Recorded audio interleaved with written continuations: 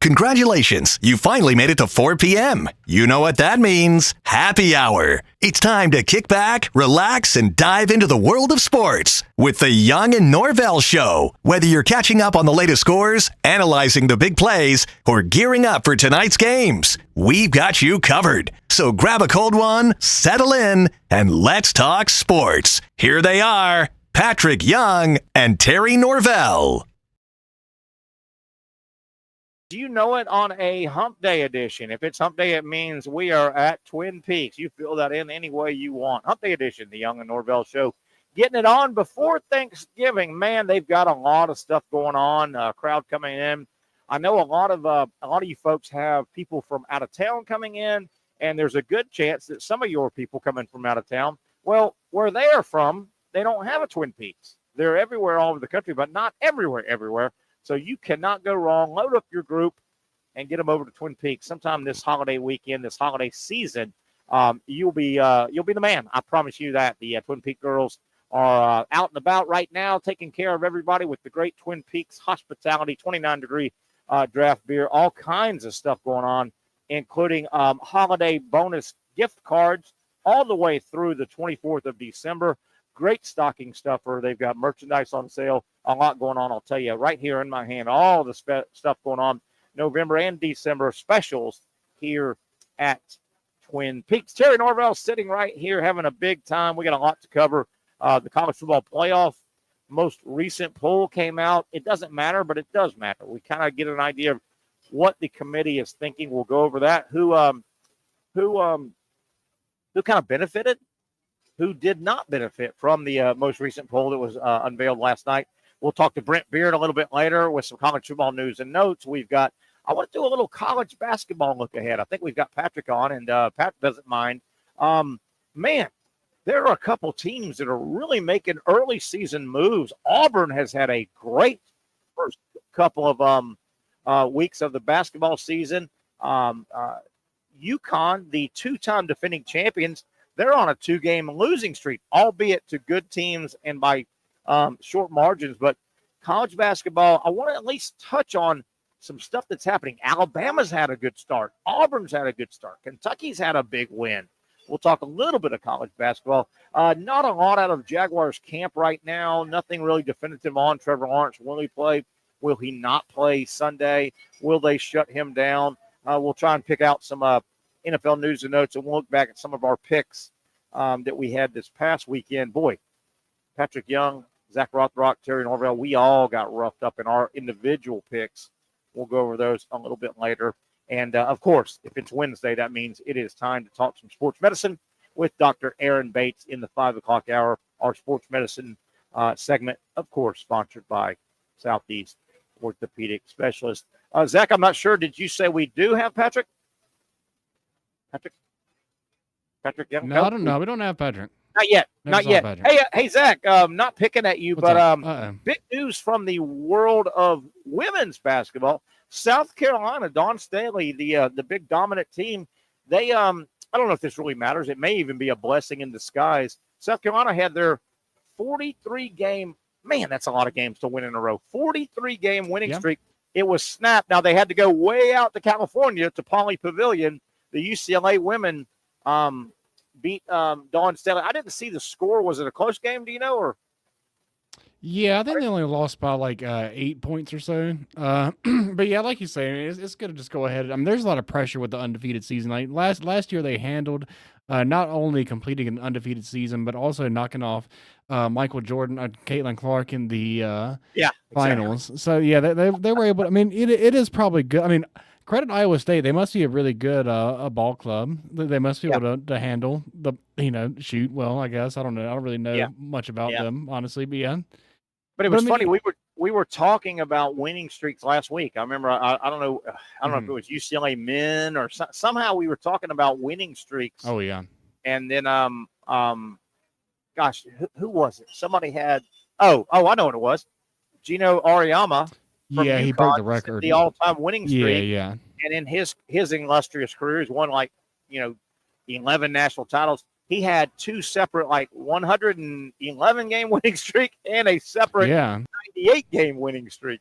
And we were talking about how that's good and bad for the game of basketball. UConn, Tennessee, South Carolina recently, one or two more have dominated women's college basketball to the point where sometimes it's unwatchable. I mean, the imbalance makes it unwatchable because you'll have UConn, they'll go stretches where they win 15 in a row by an average of 35 points. I mean, that's hardly watchable, Yeah, I mean, some people just like to watch dynasties, so I guess there's also that part of it. But I would imagine that by and large, with the NIL and transfer portal, like within any sport, I think that there's going to be more of a even distribution of talent across all the sports. So I think we're going to start seeing stuff like that happen less. I think we're going to see and like less of these imperfect. That is not good for any sport. I don't care what the sport is. If you have 6 dominant programs and 100 just spin their wheel program, that's not good. I don't care if it's women's golf, men's basketball, football. It's just not good as a whole. Not good as a whole. Zach, did you watch the? Not that it matters because a week from Sunday is the only one that 2 weeks from Sunday is the only one that matters.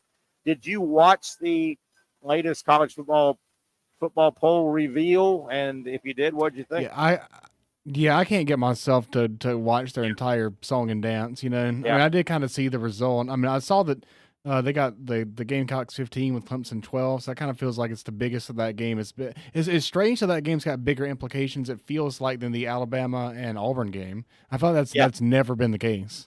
Or it's been a really long time since it's been the case, at least. It's basically just Auburn having a chance to play spoiler in that game.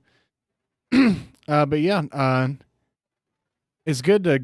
I mean, I think that this has been the most it's been said before, but I think there was a consensus that this college football season was going to be boring with the expanded playoff and how the games weren't going to quote matter as much. But I mean, it feels to me like it's been the most. The most games are going to matter this week during the rivalry week that I can remember ever being the case. I really don't think, and I hear you. There was a loud group that said, "Man, this expanded playoff is going to render the regular season rivalry games, which college football is built on, it's going to render them meaningless." I couldn't disagree more. I don't think, and I'm looking at the poll from last night, just bouncing around. Oregon, Ohio State, that game was huge early in the year. They're both making the playoffs. Oh, yeah. 1 and 2. That was huge. Texas, Oklahoma was as huge as it always is. Texas, Georgia, they both are going to make the playoffs. When they played in Austin, that game was monumental. On and on and on. Florida, Georgia, Tennessee, Alabama. That game did not take any less precedence because there's a good chance they're going to both be in the playoff. That thing was as passionate as ever. Hell, the Iron Bowl coming up, as passionate as ever. Florida State. Oh, yeah.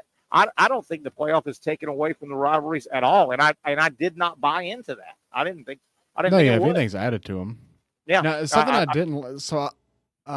I saw from the result of that show that I didn't really like, and I hope that maybe when they do the final results, it's different. But they had where the seedings were arranged in a way where Georgia would be playing Tennessee. And Penn State would be playing Indiana. I don't like that because the whole fun of this third round or this expanded playoff is to get the home and home and get these unique matchups and unique venues, and that would just be the same old show we've been seeing for years. Yeah, I'm with you. I would prefer Georgia, Tennessee not play their first game against each other because they've already played. What was the other one you said? Penn State, Indiana. Well, at least they didn't play during the regular season. But they're in the same conference.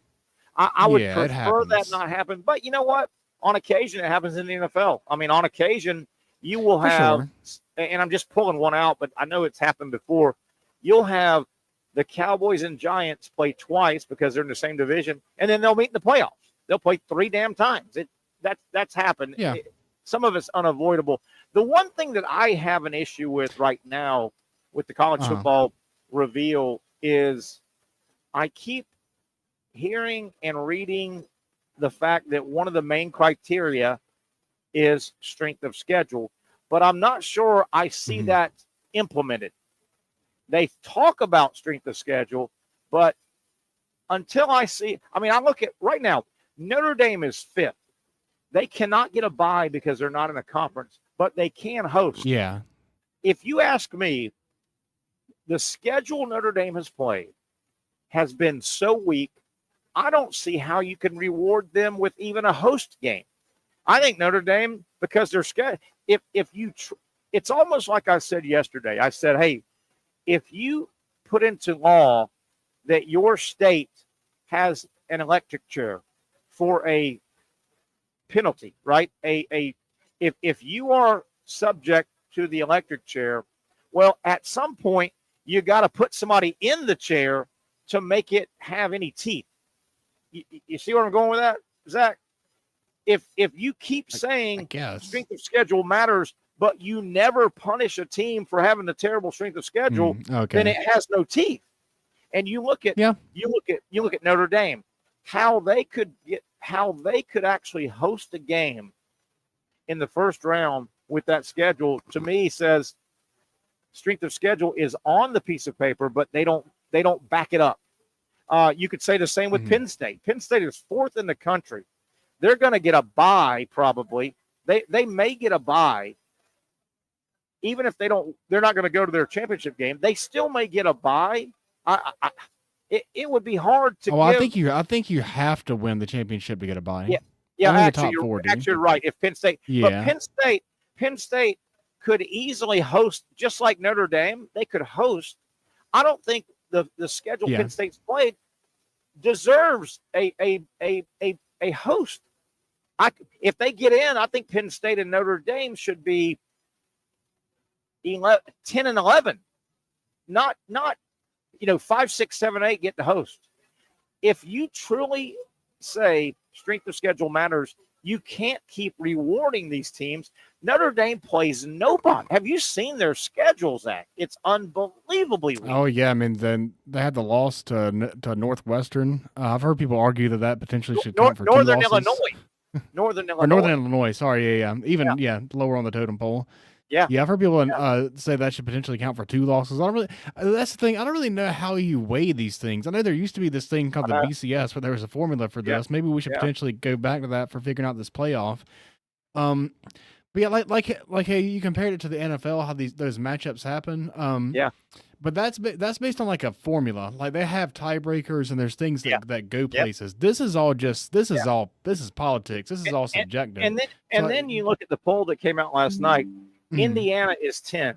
So Indiana is in the playoff right now. If it ended right now, they would get it at large. Now they would travel to a on campus. Yeah, they had them going to Penn State. But if you're Indiana and you start throwing that strength of schedule, is it really a criteria or not? Indiana, 1 loss. They've only played one decent. They got beat pretty bad by Ohio State. Indiana, outside of Ohio State, has played nobody. Does Indiana deserve a spot in with 1 loss more than Alabama deserves to not be in with 3 losses? Ole Miss, 3 losses. South Carolina has played a much tougher schedule than Indiana. If you swap schedules, I mean, so until you actually punish somebody, then why do you have strength of schedule in there? It looks good on paper, but they don't. To me, they never, Zach, use it. Does that make sense? I don't think they ever use it. Yeah, for sure. I mean, I honestly agree with your take, and I think the SEC teams are superior. But I mean, I'm just like looking at it from the other side, though. It's almost hard. Like how do you prove that? Like they cannibalize each other. And how can you prove they're not just all mediocre? I get it. When you look at Indiana on the surface, 11-1, which is what they're going to finish. They play like Purdue. They're going to beat Purdue. 11-1, Indiana, Big Ten. 8-3 Alabama, 8-3 South Carolina, 8-3 Ole Miss, 9-3. If they're all going to, let's say they all win, it's still 9-3 doesn't look as good as 11-1. But if you peel the onion back, you go, wait a minute. There's only 2 games difference between a 1-loss season and a 3-loss season, right? If you peel the onion back, you go, well, wait a minute. One or two of South Carolina's losses, or one or two of Ole Miss's losses or one or two of Alabama's losses, why are we punishing them for playing good teams versus Indiana's schedule? They play one really good team and they got it handed to them, right? They got it handed to them. Ohio State. Alabama, they've got a quasi-ugly loss or two, but they also have a big win over Georgia. I mean, Alabama beating Georgia. That's a big win, right? Georgia's going to be in the top 4. They went and beat Georgia. Indiana can't say that about anybody. I don't know. Yeah, I mean, and just I haven't watched that much Indiana, but I did watch their game against Ohio State, and I just feel like they would have a hard time crossing the 50 very many times against a lot of these SEC teams. I think I just think that they would get it handed to them. I think that they would be about. Yeah. I feel like if you throw them in the SEC, they would have a season about like how Auburn's had, like maybe pull off an upset or two, but it's not anything like what they're doing now. And we'll take a break, come back, and bring Brent Beard on. Now, that doesn't mean that yesterday's reveal is in stone. And what I mean by that is we've got a bunch of games coming up. Some of them are Thursday, some of them Friday, some of them Saturday in college football. Using Indiana, they play Purdue. There's nothing Indiana can do to wow the committee playing Purdue. Yeah, Alabama could go out. Alabama could go out and get a win over a pretty good Auburn team that just pulled an upset. South Carolina could go out and get a win over Clemson. Ole Miss could go out and get one more win, right? So they've got technically 2 more weeks to right their wrong, and they may, because keep in mind, Zach, that poll that got revealed last night, that means absolutely nothing. It's 2 weeks from Sunday is the one that matters. They could right it. Oh yeah, it's all going to change. They could right their wrong. They really could. All right, let's take our first break here. We're cruising off and running. Holiday festive day here inside Twin Peaks. We're at the intersection of Atlantic and Kernan. If you don't know where we're at, the Twin Peaks girls all over taking good hospitality, offering good hospitality for you and your guests. If you want to come by, eat some dinner, just relax, watch some ball. Great sports watching the next several days all the way through, through Sunday with the NFL. We'll talk about everything coming up here at Twin Peaks when we come back. One down, a long way to go on a Wednesday. Terry Norvelle, Brent Beard when we come back on the Young and Norvelle Show.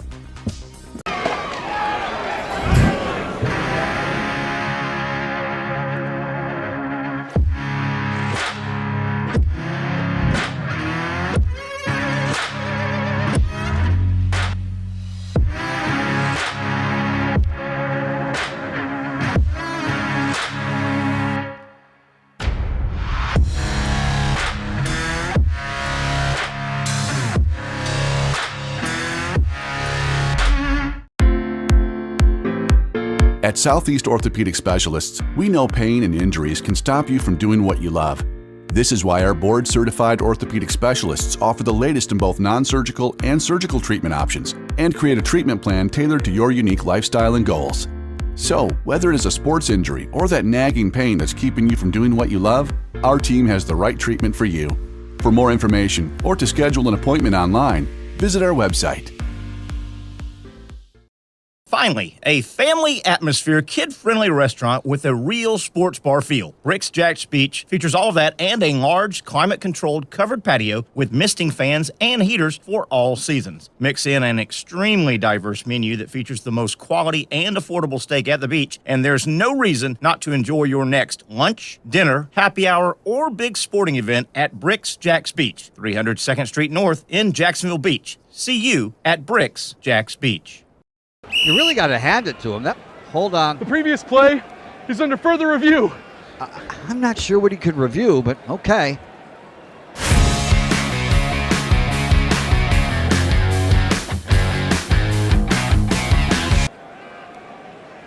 Sure has been a while. Dynamic Hurricane Grill and Wings for the football season. Well, there he is. Oh, what is that? The Action Sports Jax 24/7 network is streaming. I'm Stuart Weber, and I'm here to teach you a nice 3-step process on how you can watch all your favorite programming from the Brent and Austin Show every weekday 10 a.m. to 1 p.m. or the Cup Date with me. It's fantastic. We talk NASCAR. It's a great time. Wednesdays at 1 o'clock. All right, first step, easy. Download the Action News Jax app. You probably already have it downloaded on your phone, so you might already have that one taken care of. Step 2, see that stack of pancakes up there? You click that stack of pancakes, and it's going to bring down step number 3, which is a full screen of all the different streams that you can click on, including the Action Sports Jax 24/7 stream. You click that, the video's rocking and rolling on your mobile device. You're watching all the shows you want to, and you're having a good time. You can also do it on your smart TV with the Action News Jax Now app. I do it on my Samsung TV at home. It's a great way to watch it on a nice, large screen for all the content. That's the Action Sports Jax 24/7 network. Hope you can find it. You trust CGC to make your water great, and now you can trust CGC with your plumbing needs as well. Fast, convenient scheduling, licensed and insured. A quick call away at 904-552-1242. You never know when you're going to have an issue with a shower, toilet, or maybe it's a sink that sometimes is easy to fix. All right, let's be honest. I'm not fixing anything. I'm totally staging this because when I have a plumbing problem, I call CGC Water Treatment and Plumbing. Trained professionals, transparent pricing, customer satisfaction. Small problem or even a bigger issue. Maybe you need a new tankless water heater or something a bit more intricate. The experts with 25 years of experience at CGC Water Treatment and Plumbing can do it all. Call 904-552-1242 or visit cgcwater.com. That's 904-552-1242 or cgcwater.com. CGC Water Treatment and Plumbing, an authorized independent Connecticut dealer. Florida license number CFC 1432579. All right, let's welcome Brent Beard to the show. Obviously, one of our wonderful contributors, consistent contributors. Brent, one of the better college sports analysts. I say sports, college football, college basketball are his specialties. Glad to have you, Brent. Absolutely, man. You mentioned, I think today's Wednesday, right? Tomorrow's Thanksgiving. It's a blur. Yeah, quick programming note. Obviously, we're all off tomorrow. Everybody should go celebrate and enjoy some family time and enjoy the holiday. But no, our Young and Norvelle show, we are live on Friday. We are at Bricks Jax Beach this Friday, right. 4 to 6, happy hour, normal show. And man, I always enjoy those shows because we'll have ball going on live while we're on the air, and we'll lead right into Georgia Tech, Georgia, Friday night. Yeah, so what do we have? We have the Egg Bowl 3:30 Friday. Yes. We're on the air 4 to 6. Right. So we'll be watching that game, Yeah, absolutely. broadcasting our show, and then leading into Tech, Georgia. I think that's going to be a good game, Brent. I think Georgia Tech will hang around in that game. The way Tech is playing, and as we like to say, Tech will 3 and 4 yards you to death into a 17-play drive that takes 8 minutes. And that's really tough to stop. But Yeah. Terry, it is. It's a great time of year. Everybody needs tomorrow off. It's hard to be off Friday before all these rivalry games. Really is. It really is. Speaking of Georgia Tech, if you really get in the Wayback Machine, they got it all started. Georgia Tech and Florida State played that first weekend, right? Yeah. That was week 0, wasn't it? Yes. In Ireland. Yeah, and damn if Georgia Tech didn't upset. I don't know if it's an upset now, but at the time, Georgia Tech kicked off the college football season with an upset win over Florida State, and all hell has ensued since. Can you imagine being a Tech fan? I don't think this is going to happen, but they beat FSU, they beat Miami. And if they beat Georgia, they better have a parade up there. How about that? They're going to a bowl game. Brent Key's done a nice job there. He really has. He's done a nice job. Right now, if you're Georgia Tech, you go, can we keep our coach? Yes. I mean, Georgia Tech is that type of school. I think you can have success every 3 or 4 years.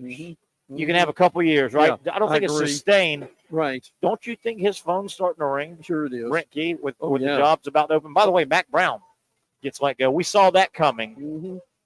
I think you agree with me. I've always thought if the right guy gets in place, North Carolina should be able to win in football. Agreed. And when I say win, Agree. 10, 11 games a year. Oh, yeah, absolutely. Consistently. congrats to Mac for what he did. I like him a lot. Mac, what North Carolina people told me, Mac was in place to be a fundraiser. Yes. I mean, that's basically what he did. To stabilize the program, get it back on strong foot. And he did. I mean, he did. But Terry, Mac didn't read the tea leaves when to go. Yeah. Should have left a year or two ago. He should have. Should have left. But I've always thought the right guy, and who have they had there? They was Fedora there? Larry Fedora was there. And I thought he might be the guy. I did too. Mac's first go around, he had it going, and he outgrew it. Texas comes calling, you go, and I've always thought North Carolina, if they could get the right guy, and it's easier said than done, but they could get the right guy, I think they could win in the double-digit range 3 of every 4 years. They should go win 10 games. North Carolina is on the SEC radar for expansion. And you could see why. There's no question. You could see why. And look, obviously they're getting basketball. They're and you may have played against them. They're pretty good in baseball. Oh, they're real good in baseball. I mean, they are a perennial threat to Omaha. Yes, I mean, they're really good in baseball. Yes. Mike Fox has been there forever and was there forever and really good. As much as all that is great, they're also what the SEC loves, what the Big Ten loves. They are the state university. Yeah, they are. They are the University of North Carolina. Oh, yeah. No disrespect to NC State, right. But you know what? Ohio State is the school in Ohio, right? They are. Florida is the school here. Alabama is the school in Alabama. Texas, no disrespect to Auburn or Texas Tech or Texas A&M. Yeah. Texas is it. Right. Yes. North Carolina is the big boy. They are deep roots. Yes. They have money. They're deep Southern roots. Right. Oh, they are a perfect fit. North Carolina, and people hear what I say because there's a lot more than just football. North Carolina, way more than Clemson. If you said, Terry, you can have one of these two in the SEC for perpetuity.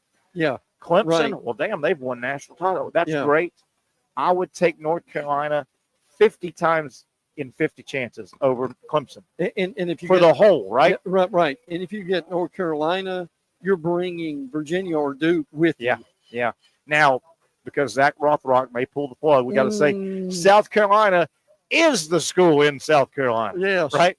Yeah. Right. Of course we How do. about we were messing around, Zach and I, segment number 1. Last night's latest poll came out. There's some stuff to read. There's a little bit of a yin and a yang. South Carolina's hanging around. Look at South Carolina. They are. A couple of 3 or 4 upsets. And if they could knock off Clemson. Oh, yeah. Look, even A&M. A&M's hanging around. At 20. Now, look where Texas is. Yeah. If you beat. Well, if you beat Texas, yeah, you know good well you've got to go up. What? Are you saying A&M beats Texas, shoots way up the board, which they would, if they lost a barn burner in Atlanta to Georgia, could they still get in? They might with 3. That's what we don't know. You go knock those guys off. Did you have anything that jumped out? I'll lead off, but last night's reveal, and we've got it 1 through 25 here. We don't have to go through all of them, but 1 through 25. The thing that's starting to bug me a little bit is when I see the criteria, this and this and this and this, and the committee looks at this and this, either you have to start implementing strength of schedule or take it out. Right. I agree. And I've used the bad analogy, but I'll use it again. It's wonderful to have on your books, the law of the land says this state has the electric chair, the death penalty as punishment. Well, that's one thing having it on the books, but unless you use it a little bit, is it really a detriment? Is it a deterrent? Well, with strength of schedule, until you bust somebody's ass and say, Penn State, I'm sorry. Notre Dame, I'm sorry. Until you bust somebody's ass, Indiana, I'm sorry. Yes. Why even have it? Am I overreading strength of schedule? No, because if you're going to have it and it means something, Indiana, even with 1 loss to Ohio State and only 1 loss, that's a problem. I mean, in the industry, the schedule is like 105. It's god awful. Notre Dame is going to get in. They're going to beat USC. They have probably, unless A&M upsets Texas, their biggest wins over A&M, which will be a 4-loss team. Notre Dame not only is not going to get punished, they're going to host a first-round game with that schedule. That is ludicrous. It is. Why not just take the schedule? If you're not going to use it, take it out. Now, Southern Cal's made a change at quarterback, and there's some thought that Southern Cal could beat them. They'd still get in, wouldn't they? Yeah. Would they still get in? Probably so. I mean, it obviously Notre Dame's not going to have a conference championship game, so does that hurt them at some point? Possibly. So I don't know. And you got the 3-3 teams from the SEC. Yeah, sure. Alabama, Ole Miss, and South Carolina. Sure. But look, isn't this what they wanted? Yes. We're talking about this every day. And we got 18 to 20 teams that you legitimately can talk about. Now, I will tip my hat to the committee a little bit, but I'm going to point out what I'm going to point out, but I think there's an asterisk by it. They did do 2-loss Georgia, 2-loss Tennessee, above 1-loss SMU, 1-loss Indiana. Right. But I'm not so sure they did that as much as SMU is just not a big brand. Correct. Indiana is just not a big brand. I think they Georgia and Tennessee, I don't think they said, you know what I mean? I think they big branded those guys or little branded those guys behind them more than they said, sure, we've got to reward Georgia and Tennessee. That brand looks bigger than SMU, 2 losses versus 1 loss. But see, to your point, even if Notre Dame loses to USC, they're probably still getting in, but because of the brand.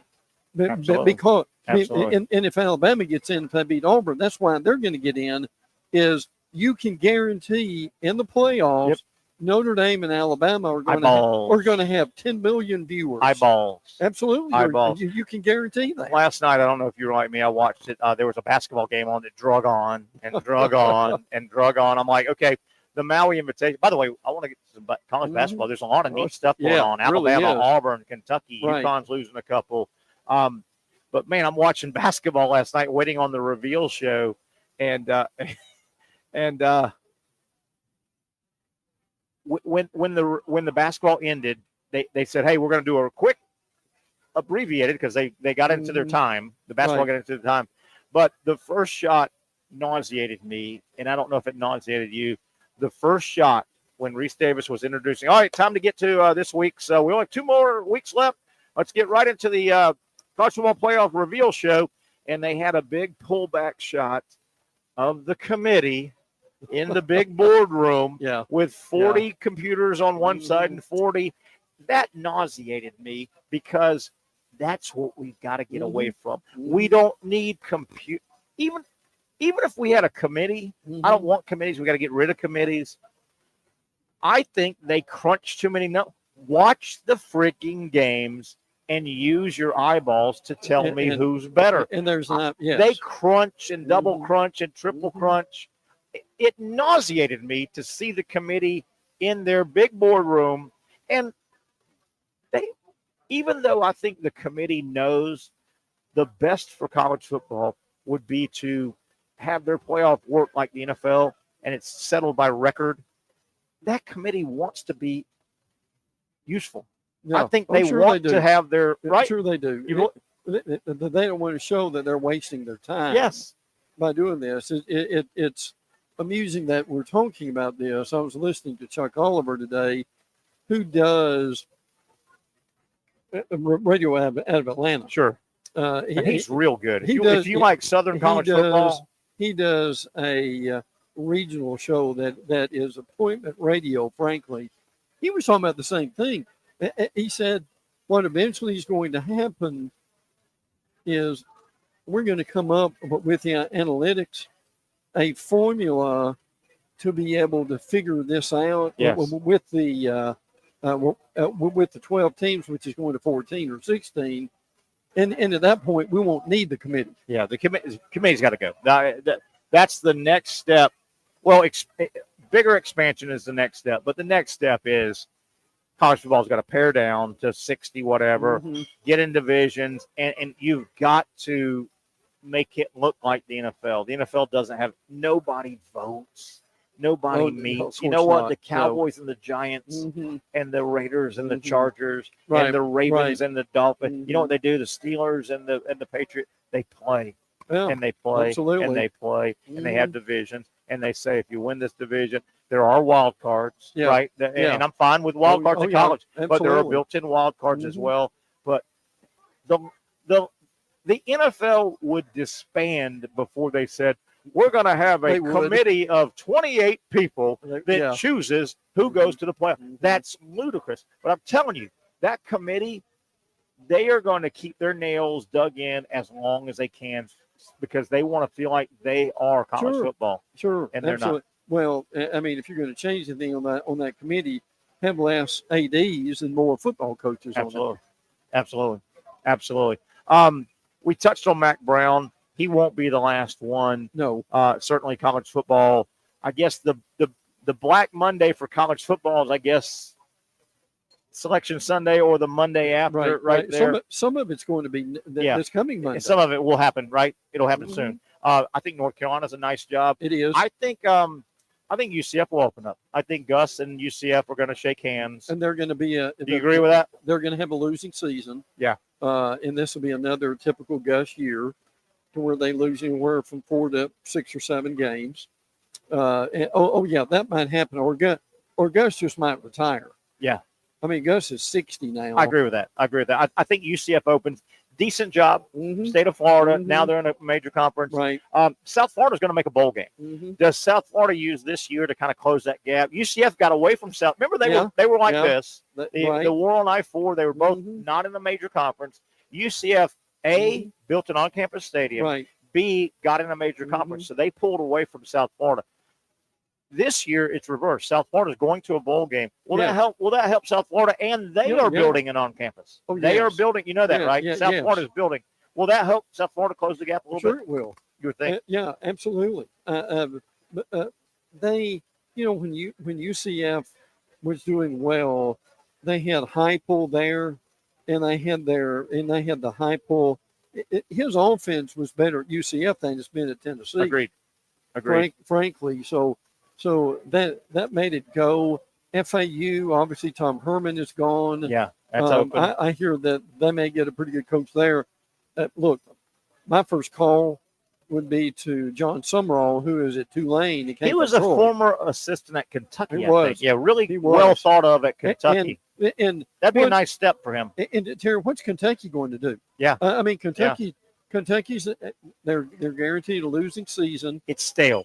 That's unfortunate, isn't it? It has, and I don't know what they're going to come up with, and probably what Stoops wants to do with this too. You may remember, if not, I'll remind you because it makes me look good. Early in the season, I said, guys, I'm almost sure it just feels like the Mike Gundy Oklahoma State thing is going to end. That's going to happen. Yeah. Decent job. They have money. Sure, they have a lot of money. They still have that. Yes, they T. do. Boone, he's passed away. T. Boone Pickens. Right. Gundy never quite got there. No, that's a decent job. I think that job's going to open. Would you agree? And people may forget, Gundy, not once, not twice, but 3 times, almost got the Tennessee job. He flirted with it. Sure did. He flirted with it a lot. But I think that's another job. I'm trying to think of some of the other ones we talked about. UCF, Oklahoma State, Kentucky might.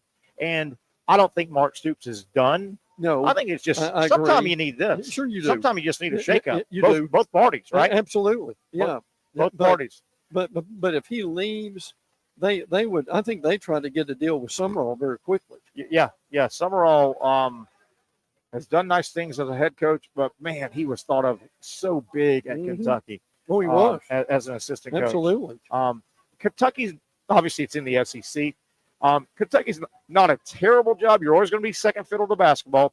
They have facilities. I've never been to Lexington. I've known a million people. They've recently put facilities. I mean, they have really nice facilities.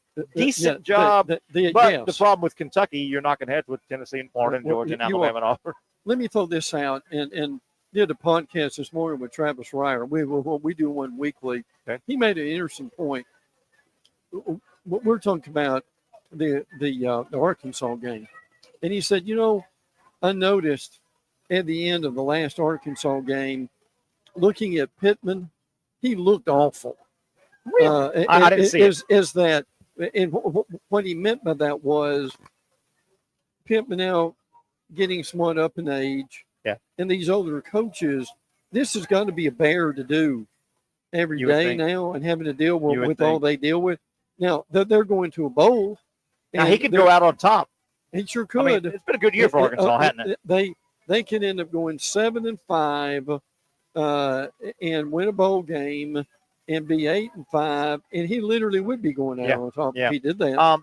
Not a bad job. No. Again, they want to win. Not at all. They sure want do. to win. Mm-hmm. They put money into it. Mm-hmm. Again, you're in the big bad SEC. Yeah. Not a bad job. Mm-hmm. I mean, a lot of people would answer the phone. Absolutely. Wouldn't they? And I don't know if they do anything with a bump up. Right. But I'll tell you the other job, and now this one has a coach in waiting, but this is a nice job.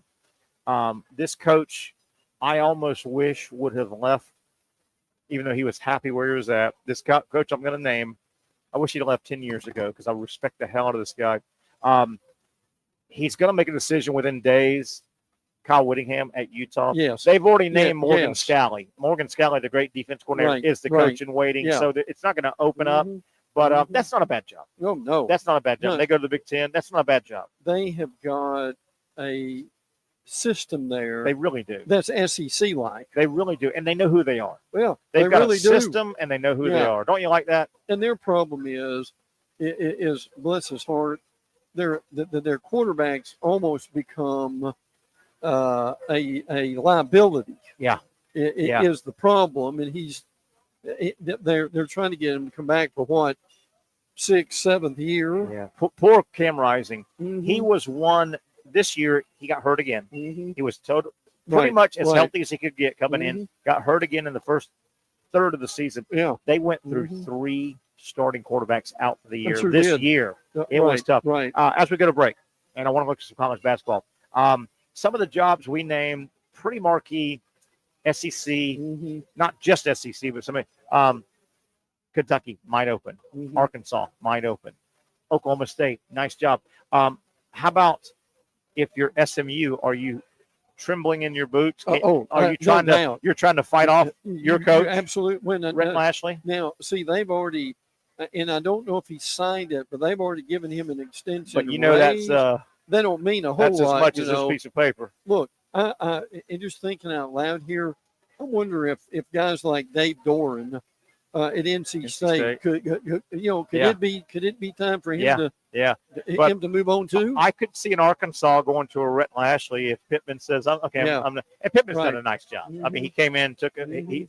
Arkansas has been a pain in the butt the last couple of years, right? Yes. But couldn't you see in Arkansas saying, "Hey, Rhett, come run that stuff here"? Oh yeah, come run that. That's a fun. Yeah, no doubt. That is a that's a fun offense. It's a fun offense, and you just don't think SMU can keep a ascending coach forever. Well, I will say this: they got so much money there that if he leaves, it won't be because of money.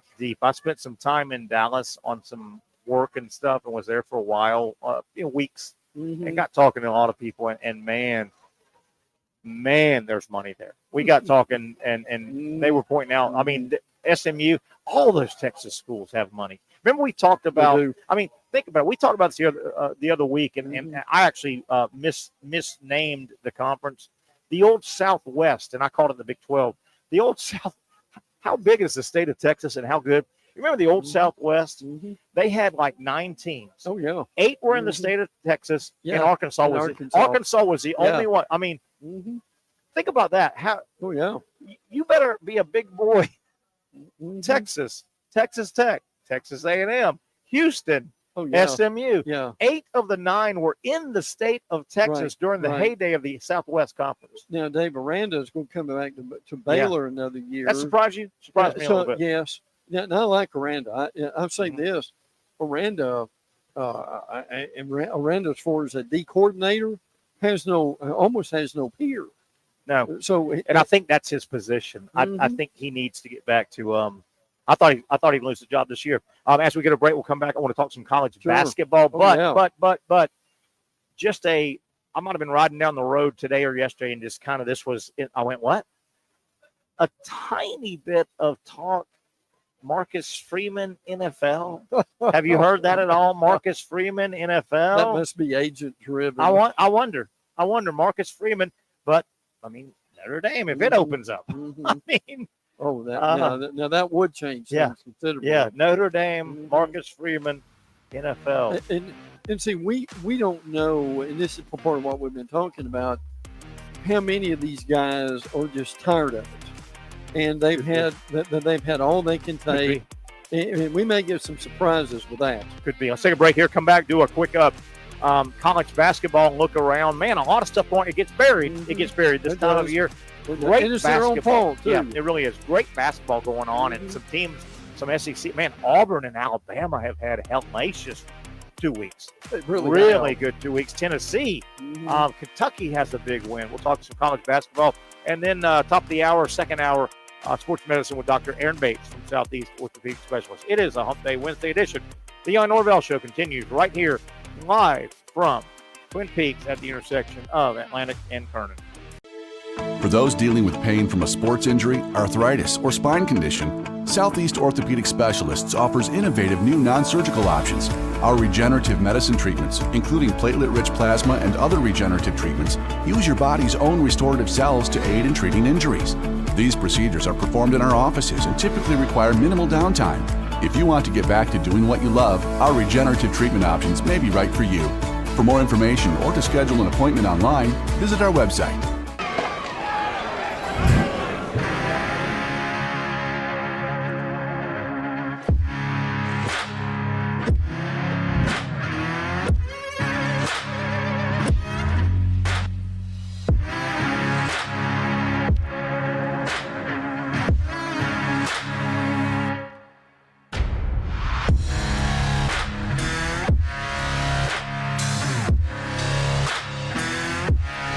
Finally, a family atmosphere, kid-friendly restaurant with a real sports bar feel. Rick's Jack's Beach features all of that and a large, climate-controlled covered patio with misting fans and heaters for all seasons. Mix in an extremely diverse menu that features the most quality and affordable steak at the beach, and there's no reason not to enjoy your next lunch, dinner, happy hour, or big sporting event at Rick's Jack's Beach, 300 2nd Street North in Jacksonville Beach. See you at Rick's Jack's Beach. Since 1936, Procter Ace has been proudly helping Jax with all your home and garden projects. Whether you need tools, paint, plumbing supplies, or expert advice, we've got what you need to get the job done right. Looking to brighten your yard?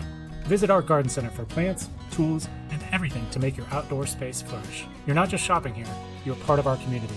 So come in today and let us help you tackle your next project with a smile. After all, Ace is the place with the helpful hardware, folks. When I say it means something to me, gentlemen, it means something to me. High school football is back and it's bigger than ever. Welcome to the Friday Night Zone Blitz. It is bigger than a game. Watch the biggest games each week live as the action unfolds with instant reaction and analysis from our Hall of Famer, Kevin Sullivan. It starts with live look-ins at the top matchups, including our Jaguars Prep Whataburger Game of the Week, and that is just the beginning of 4 straight hours of coverage. From 8 to 10:30, the Friday Night Zone Blitz is streaming on our Action News Jax app and online. At 10:30, the Friday Night Blitz you know and love. A half hour of highlights from around the area.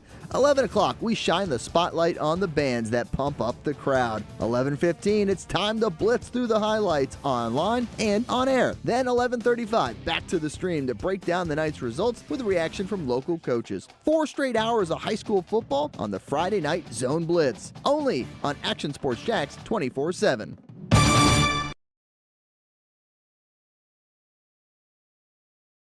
Baker Sports is local sports. Uniforms from Pop Warner and Little League to travel ball, high school, and college. They make you look good. They help you play good. Baker Sports has been helping families make memories that will last a lifetime with their Baker's Buckets. We've got a lot of these filled with baseballs and softballs in the garage. I've been throwing batting practice to Ty and Kaylee for years and also sit on the Baker's Bucket, catching Kaylee while she practices her pitching. Baker Sports is homegrown, and a lot of employees that used to play on local ball fields now work for Baker Sports, now helping you look good, play good, and make memories of your own. Visit Bakersport.com to see what Baker Sports can do for you. Custom apparel, Nike, Under Armour, Adidas, embroidery, screen printing, and more. Baker Sports is local sports from Jacksonville to anywhere in the Southeast. Bakersport.com.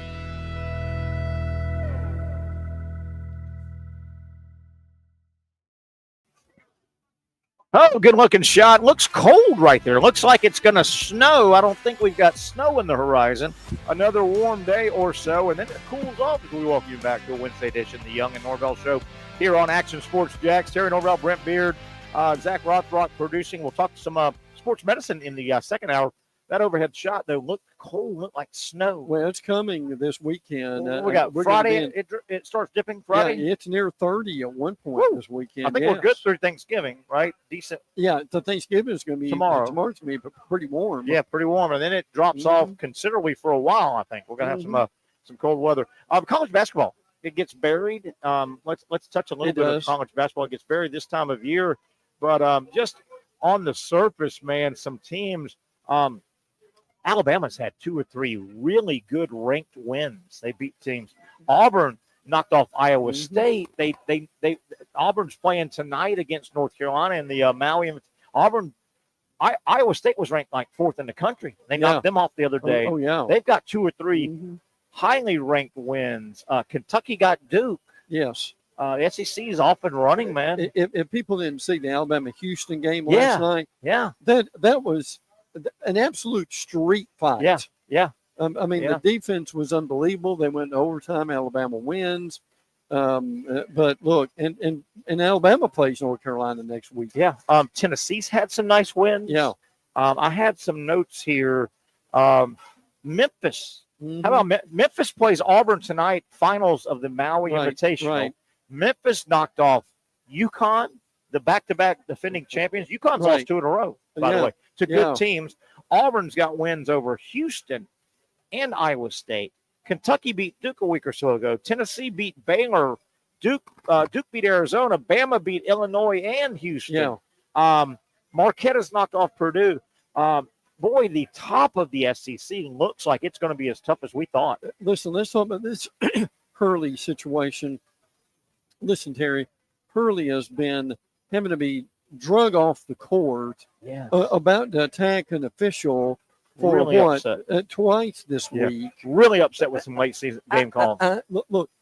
Terry, I get that, but at some point, how arrogant and entitled do you have to be when you're on the sidelines? I mean, for crying out loud, you've won 2 national championships in a row. Yeah. Can't you relax a little bit? And these are I don't want to say preseason, but preseason they are tournaments, right? I mean, they count on your record and all, and you want to win these things. But, I mean, these are kind of – you're in Maui or the Bahamas. He's having to be restrained. It's ridiculous. I have no reason to back this up, but I'm going to say it.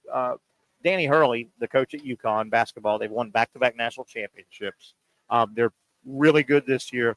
He, to me, has got NBA written all over. He's going to he'll dip his toe in the NBA, right? Will. I don't know if he'll be successful.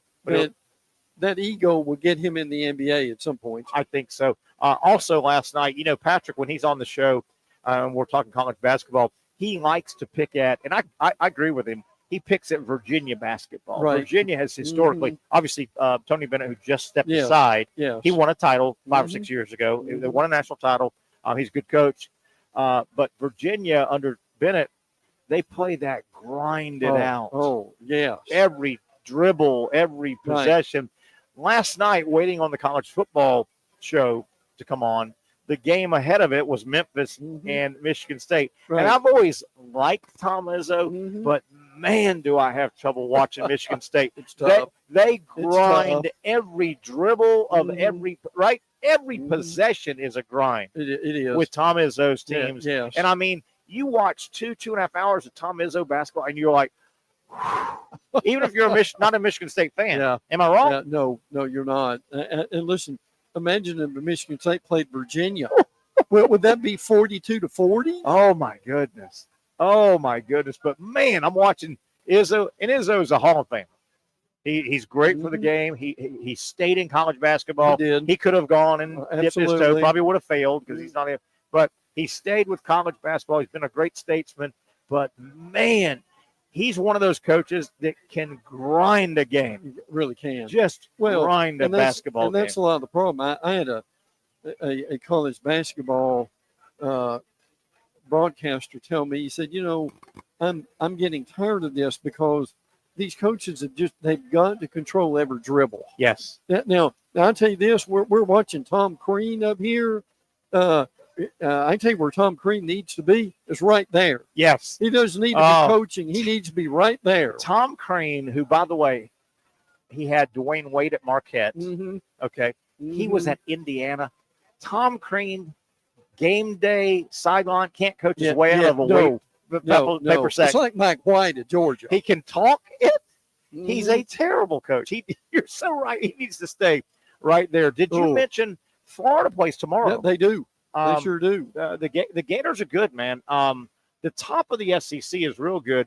Let me look, and that's Thursday, right? That's Thanksgiving. Yeah. Let me take a quick peek. Florida, Wake Forest, 2:30. So that'll be wrapping up. Yes. Midday tomorrow. Think that's watchable. It sure is. Hell, look.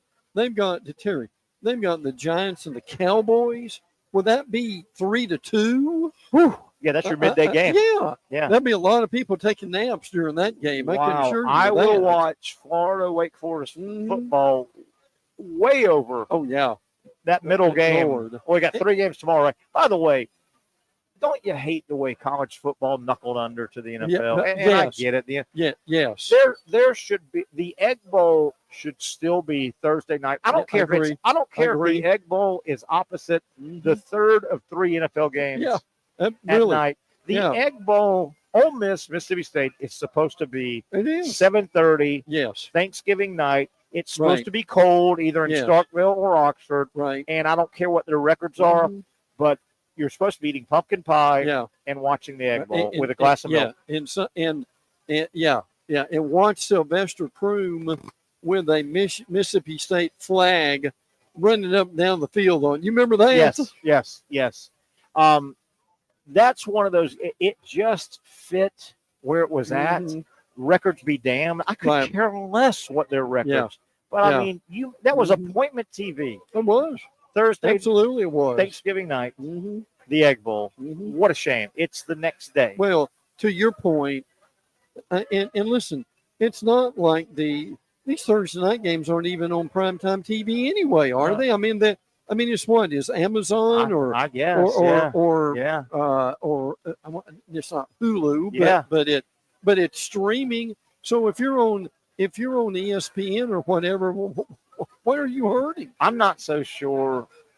I wouldn't make, and I don't think the NFL has the pull to tell the SEC or ACC or whatever.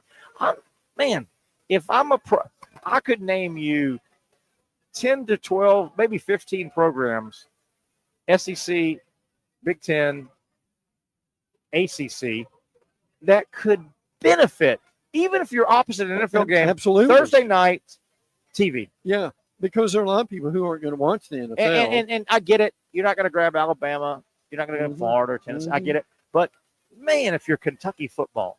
Oh, yeah. If you are South Carolina football. Yeah. Jump all over Thursday night game, Thanksgiving. And by the way, again. Hell, that'd be a good game. Kentucky, South Carolina, every Thursday night, Thanksgiving. Memphis plays Tulane. Yeah. At what, like 6:30 or 7 tomorrow night? Yeah. That would be impressive. Yeah, but those two aren't Power 4. No. If I'm a Power 4, I would play on Thursday night. Now, again, not the upper echelon. Yeah. I get it. Anyway, can you stick around? We'll talk some sports medicine with Dr. Bates after the top of the hour. We do it every Wednesday. One of our favorite segments here every week on the Young and Norvelle Show. We'll get to that on the other side as we kick off the second hour of the Young and Norvelle Show live from Twin Peaks at the intersection of Atlantic and Kernan. Finally, a family atmosphere, kid-friendly restaurant with a real sports bar feel. Rick's Jack's Beach features all of that and a large, climate-controlled covered patio with misting fans and heaters for all seasons. Mix in an extremely diverse menu that features the most quality and affordable steak at the beach, and there's no reason not to enjoy your next lunch, dinner, happy hour, or big sporting event at Rick's Jack's Beach, 300 2nd Street North in Jacksonville Beach. See you at Rick's Jack's Beach.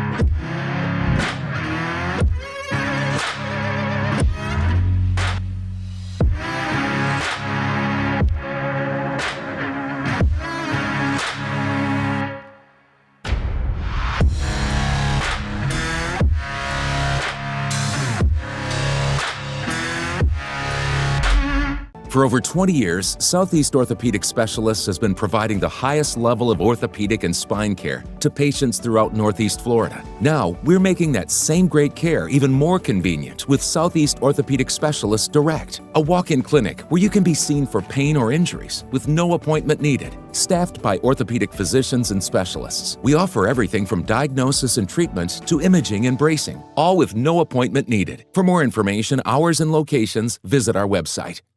You really got to hand it to him. Hold on. The previous play is under further review. I'm not sure what he could review, but okay.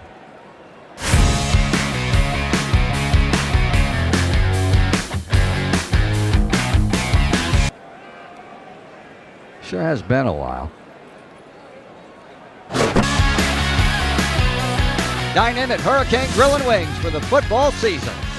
Well, there he is. Oh, what is that? Hey everyone, Olivia Tasley here from Action Sports Jacks to tell you all the different ways you can watch our new 24/7 network. 3 easy steps. You don't even need a pen and paper to write it down. Step number 1, download the app. Search Action News Jacks in your app store either on your phone or your smart TV. Then, once you're on the app, click on that little drop-down menu in the upper left-hand corner with the 3 little lines. That'll show you these options, and boom, right here, click Action Sports Jacks 24/7, and you will be brought to our continuous stream channel. That app can be accessed through all these different platforms. Whether you have Roku, Fire TV, Smart TV, Apple TV, or Google TV, you can find our app. Now, if you don't have access to the app, don't worry, we still got you covered. We're across all social media platforms from Facebook, Instagram, X, YouTube, Twitch. We have a podcast channel. Plus, check out our short reels on our TikTok. Action Sports Jacks 24/7. It's on all the time and everywhere. Summertime means sizzling sales at Nimnick Buick GMC. The #1 Buick GMC dealer in Jacksonville has lots of inventory to choose from with their best price guarantee. Nimnick never charges above MSRP. You can save up to $10,000 off select new GMC Sierras or get rates as low as 1.9%. You know, I'm a truck guy. GMC Sierra, my trim level is an SLT. This one's an Elevation. Pretty good looking color as well. So here at Nimnick Buick GMC, you have a lot to pick from. My father-in-law, he drives this, an Enclave, so I feel like that GMC in the family. 2025 is coming around the corner, which means it's almost time to close out those 2024s this summer. You can schedule a test drive at NimnickBuickGMC.com, and while you're there, check your trade value and customize your payment options. Nimnick is there for you, even on Sundays. Visit the showroom on Phillips Highway or shop online at NimnickBuickGMC.com. Nimnick, your friends in the car business since 1941. GMC, we are professional grade.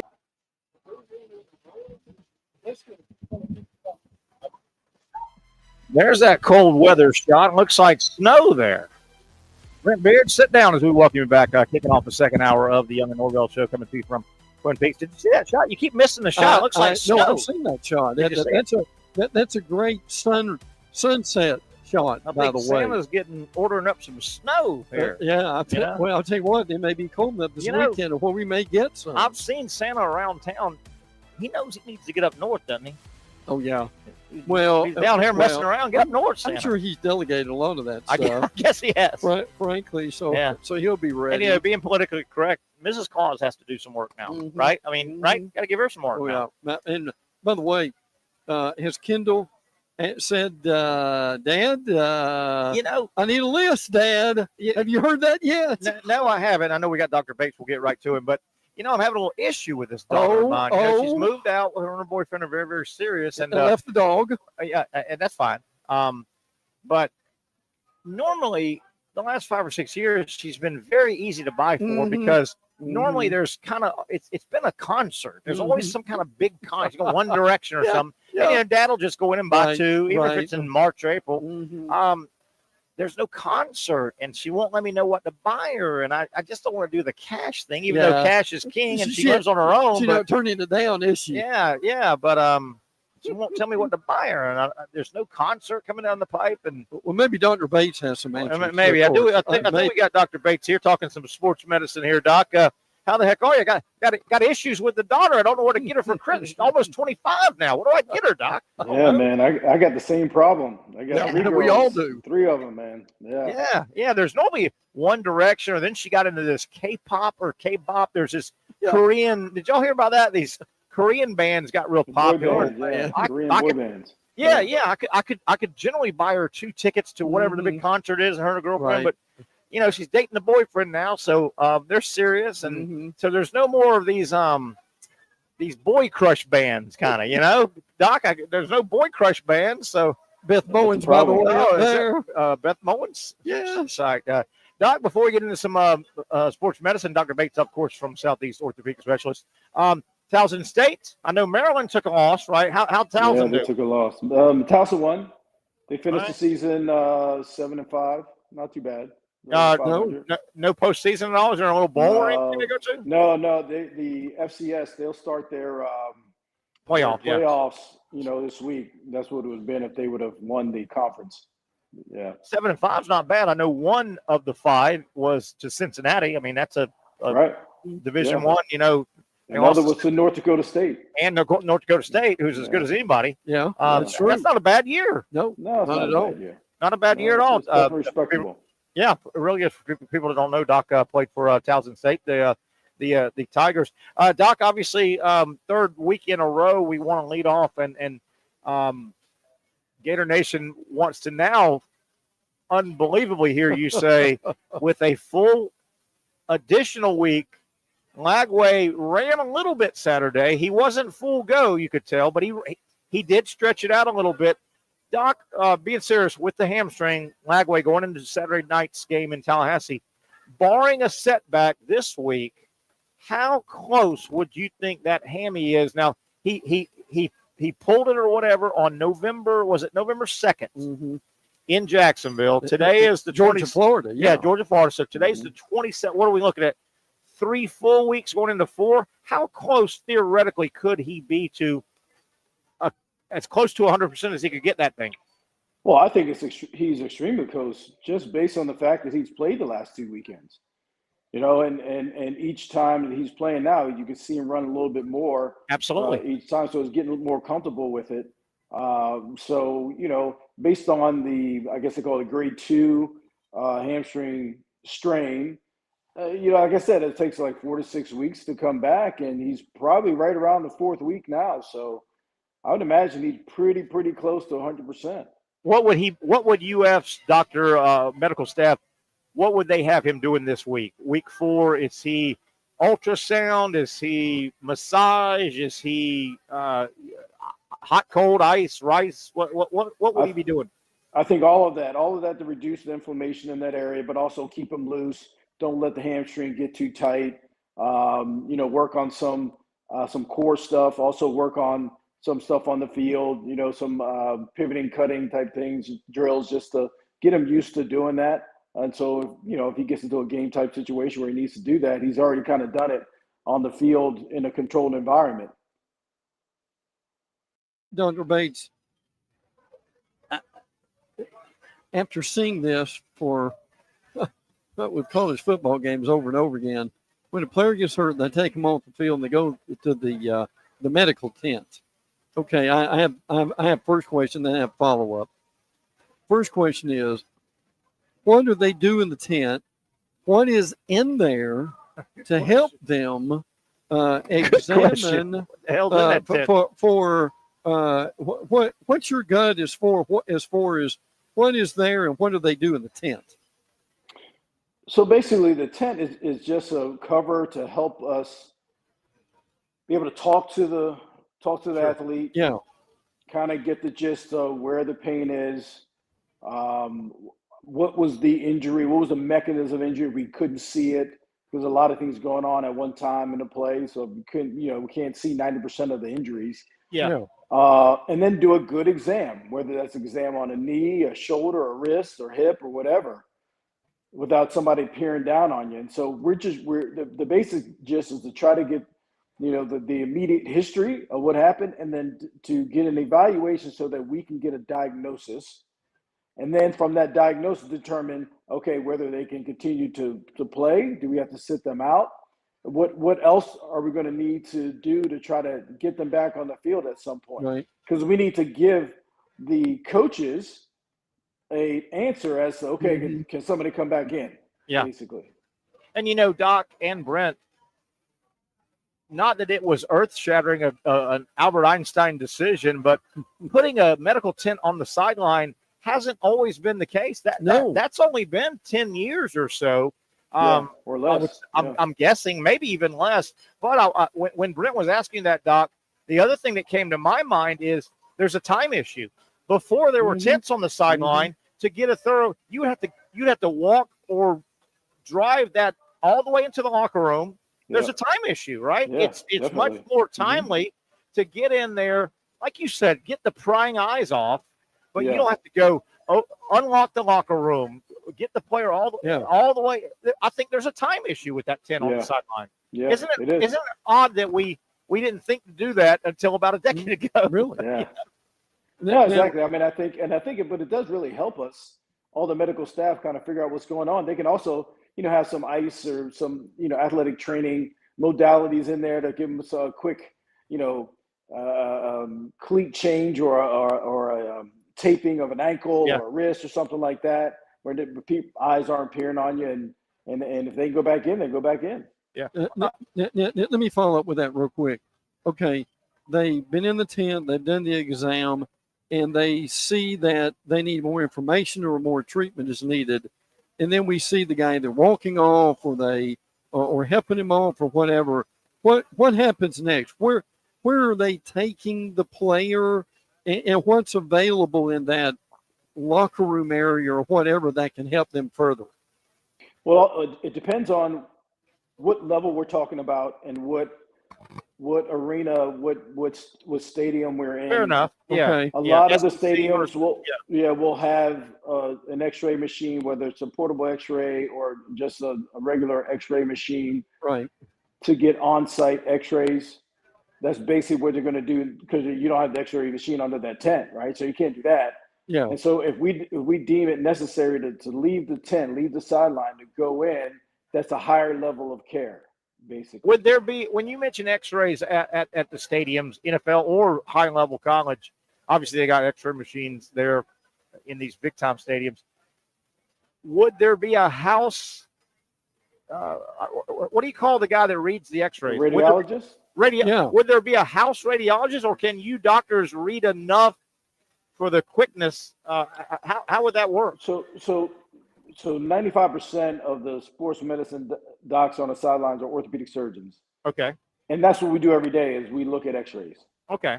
There you go. We look for fractures, dislocations, abnormalities. And so for the acutely injured athlete, we'll read our own X-rays and definitely be in the ballpark, really close in the ballpark. Yeah. Let me go back to Lagway real quick, Doc. You mentioned a moment ago, and I was saying ice, rice, this, that, ultrasound, blah, and you said also stretching. Is there, if you've got a hamstring injury that you're coming back, can you overstretch? Is there a concern of too much stretching, or you got to back your patient up a little bit? Could the stretching pull it again? I mean, yeah, that's kind of where I'm going with this. Yeah, I know. The question is the stretch. Can you be detrimental by stretching too much? The injury? That's what I'm asking. I think it's so closely evaluated that I think stretching has to come at a certain time, and that's what we rely on the professionalism of the athletic trainer and the physical therapist to know really when that is, because they're with that athlete all the time. And so based on whether when they ice, how they warm up, when they use heat and all that, they'll institute stretching within that, but at the right time point to give them the best outcome. Do you give will a doctor like you coming off of an injury, rehabbing a patient's injury, do you have to educate particularly a young guy like that? Hey man, don't do anything that you think is right on your own time without letting me know. Don't stretch your Achilles from a stair, or do you have to tell these patients, hey man, let us know before you do something and do some damage? Not particularly, not nowadays. We don't have as many rogue athletes out there because we have, the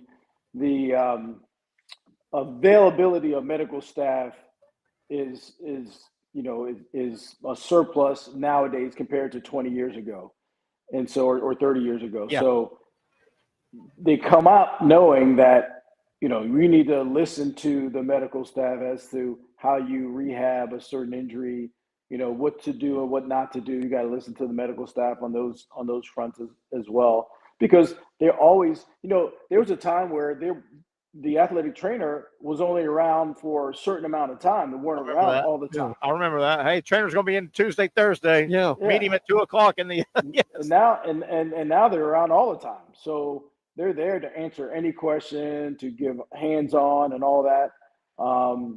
It's the doc that we come in for a training room or things like that, just to evaluate players that may have been injured during practice. And then of course we're there for games and after games and things like that. But there's a surplus of medical staff in most situations. Can a patient rehab too much? Like on Lagway, I'm just using him as an example. If he's on ultrasound and massage, and the team medical staff has that mapped out, could a Lagway go, well, you know what? On my own time, I'm going to double that again. I'm going to get back quicker. Can you rehab too much? With certain things, probably not. I mean, to heat and ice and stretch, probably not. But it's more the strengthening and doing drills and things like that, where you're like, oh, I'm gonna get out here and get after it, get on the field, do some extra routes or something like that, just to try to get back. That may be detrimental. Yeah, a little bit. Doc, one final thing here I want to throw your way before we get out of here talking to Dr. Bates, as we do every Wednesday, from Southeast Orthopedic Specialists. Find out everything they can do in the ortho world at their wonderful website, se-ortho.com, se-ortho.com. The Georgia Bulldog running back position has been kind of snake bit all year. They had injuries last year. They had injuries going into the season. Etienne, the running back that came over from Florida, he hasn't played much. He's been injured.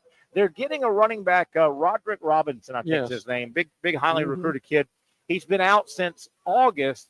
He had a nasty, severe turf toe, Doc, and I've never heard this. Explain, he had turf toe surgery, and he's coming back. It looks like he's ready to go. I've never heard, I know turf toe, and I've heard of that. Sure. Brent, you have as well. What is turf toe surgery? What are they doing in there? I've never heard of turf toe surgery.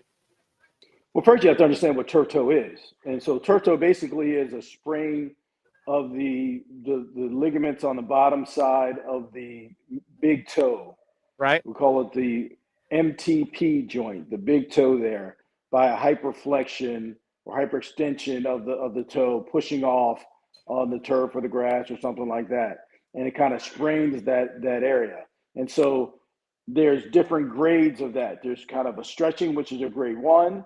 Right. There's a partial tear of that tissue, which is a grade 2. And then there's a full tear of that, which is grade 3.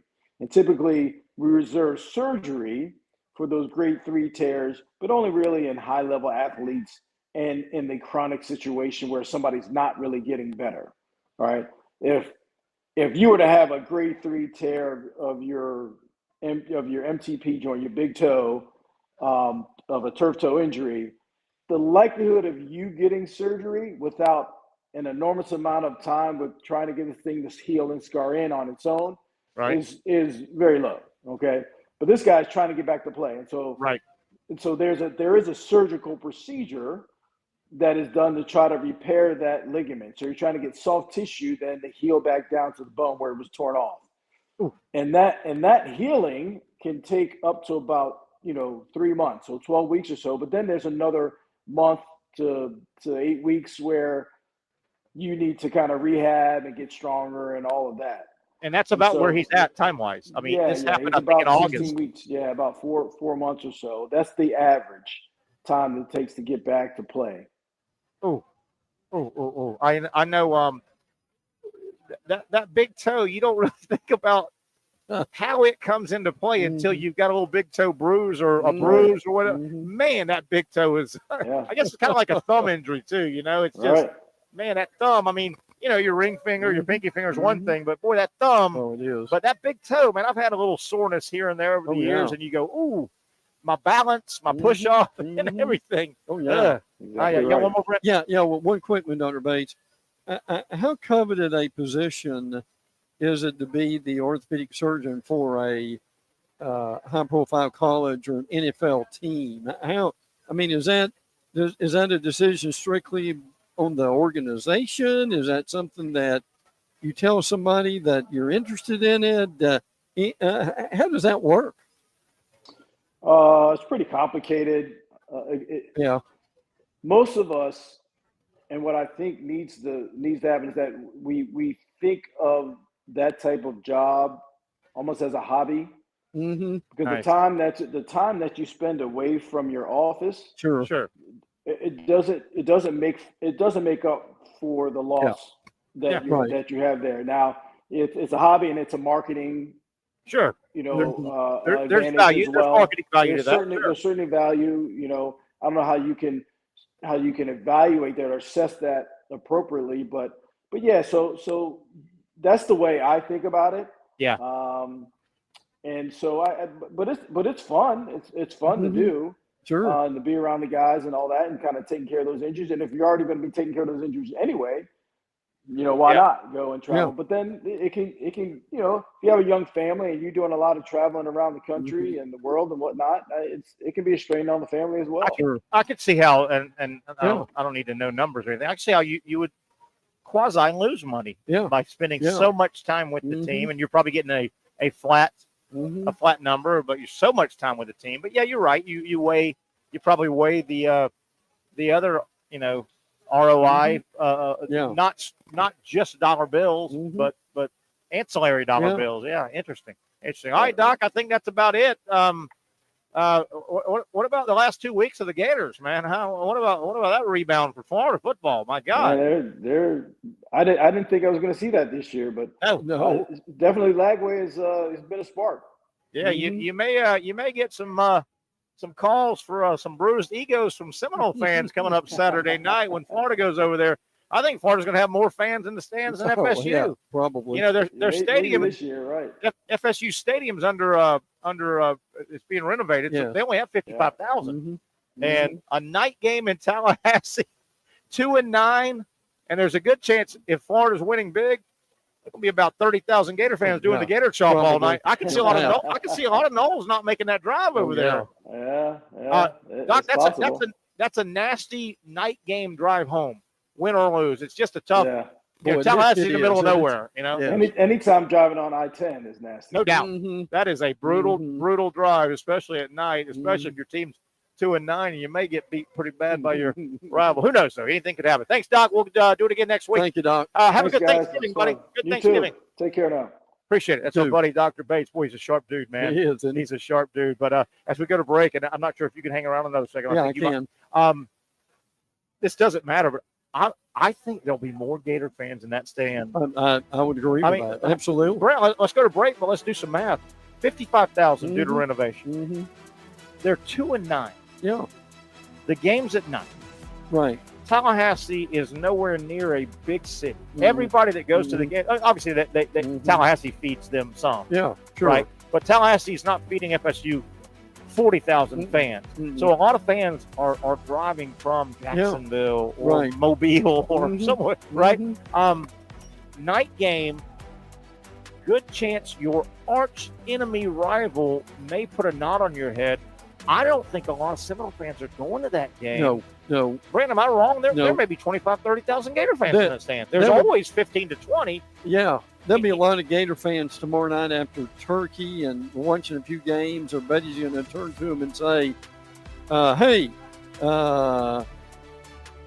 I can get 3 or 4 to the game. Yep. Y'all want to go? Yep. Oh, sure. And we live in an era where it's much easier to grab tickets. Yeah. We're an electronic ticket era. 20 years ago, you had to physically, hey, Joe's got 2. My buddy's got 2, but you got to meet him at the 7-Eleven on, Oh, yes. Nowadays, dude, you transfer tickets like that. Yeah, well, and the thing it is, well, I don't really want to sell them to those Gator fans. Yeah. But I need the money. Yeah. And electronically, you don't know who it's going to. No. Right? No, you not put that really. on that, what do they call that, secondary market? Yeah. I'll be curious. I don't know if they'll do a lot of shops. I'll be curious, man. It could be a heavy, because, I've been to a million of those FSU games, Florida State in Gainesville and Tallahassee. FSU normally seats about 80. Yeah. And there's always 15 to 20 in an 80, right? And the same way, FSU brings a lot to Gainesville. Right. But with it only seating 55. I think the new stadium is going to be, or the refurbished stadium is going to be 70 something. A little bit less, yeah, because they try and spread it out. But with it only being 55, a almost record-setting bad year for Florida State. A night game, Florida rejuvenated. Gator Nation wants to see Florida. Oh, yeah. They know there's only one more game afterwards, and then you're going to wait 6 months. I'm telling you, I think there'll be 25,000 to 30,000 Gator fans. And to me, the excitement's going to be, and we'll know probably Monday night, half the bowl schedule at least. Yes, we will. And so we'll know where Florida's going. Yeah. And I tell you, Terry, if they're going to be in the state of Florida, if they roll it up on FSU, there would be a lot of interest to go to a bowl game. A lot of interest for a bowl game. Florida will have a lot of people, we want Florida. Hey, Sankey, we want Florida. Hey, bowl people, we want Florida. Hey, Jacksonville, we want Florida. And frankly, I can't think of a way right now that, how preseason prognostications are. July, August, I can't think of a way that DJ Lagway's not in everybody's top 5 Heisman. You got to throw somebody in there. Yeah. He'll be in everybody's Heisman. Oh, yeah. And look, if you're Jacksonville in the Gator Bowl, you can't turn Florida down, can you? I've got buddies that are on the committee and work for the Gator Bowl, and they told me 2 weeks ago before these two wins, they were telling me if Florida can get eligible, basically we'll army crawl over glass to Gainesville to carry Florida and Lagway to our bowl. Well, and see, this is one of those situations, instead of letting the SEC determine who's going to the bowls, they need to speak up and talk to somebody and say, look, we may not get them, but once every how many years can we do that? Yeah, and I heard the stat, I think it was 2011. Florida hasn't been to the Gator Bowl since 2011. A miserable, what was that, Ohio State, Florida, miserable game, but there was 50-something thousand. Oh, sure they were. Absolutely. Let's take a break here. Come back. We're starting to land this plane on a Wednesday. Terry Norvelle, Brent Beard, and you. The Young and Norvelle Show continues right here on Action Sports Jacks from Twin Peaks, our Wednesday home at the intersection of Atlantic and Kernan.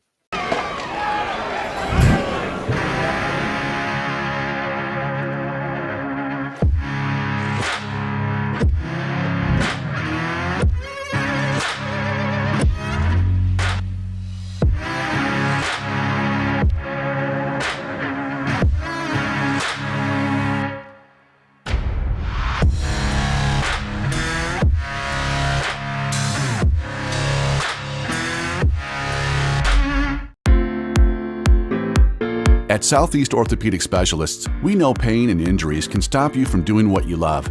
This is why our board-certified orthopedic specialists offer the latest in both non-surgical and surgical treatment options and create a treatment plan tailored to your unique lifestyle and goals.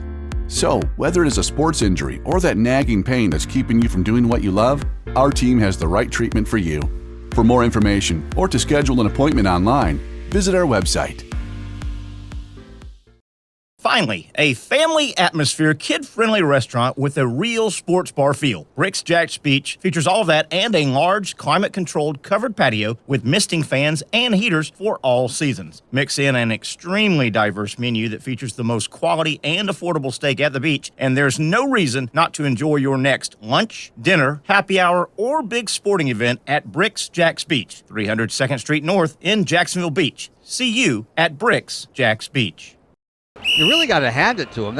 Hold on. The previous play is under further review. I'm not sure what he could review, but okay.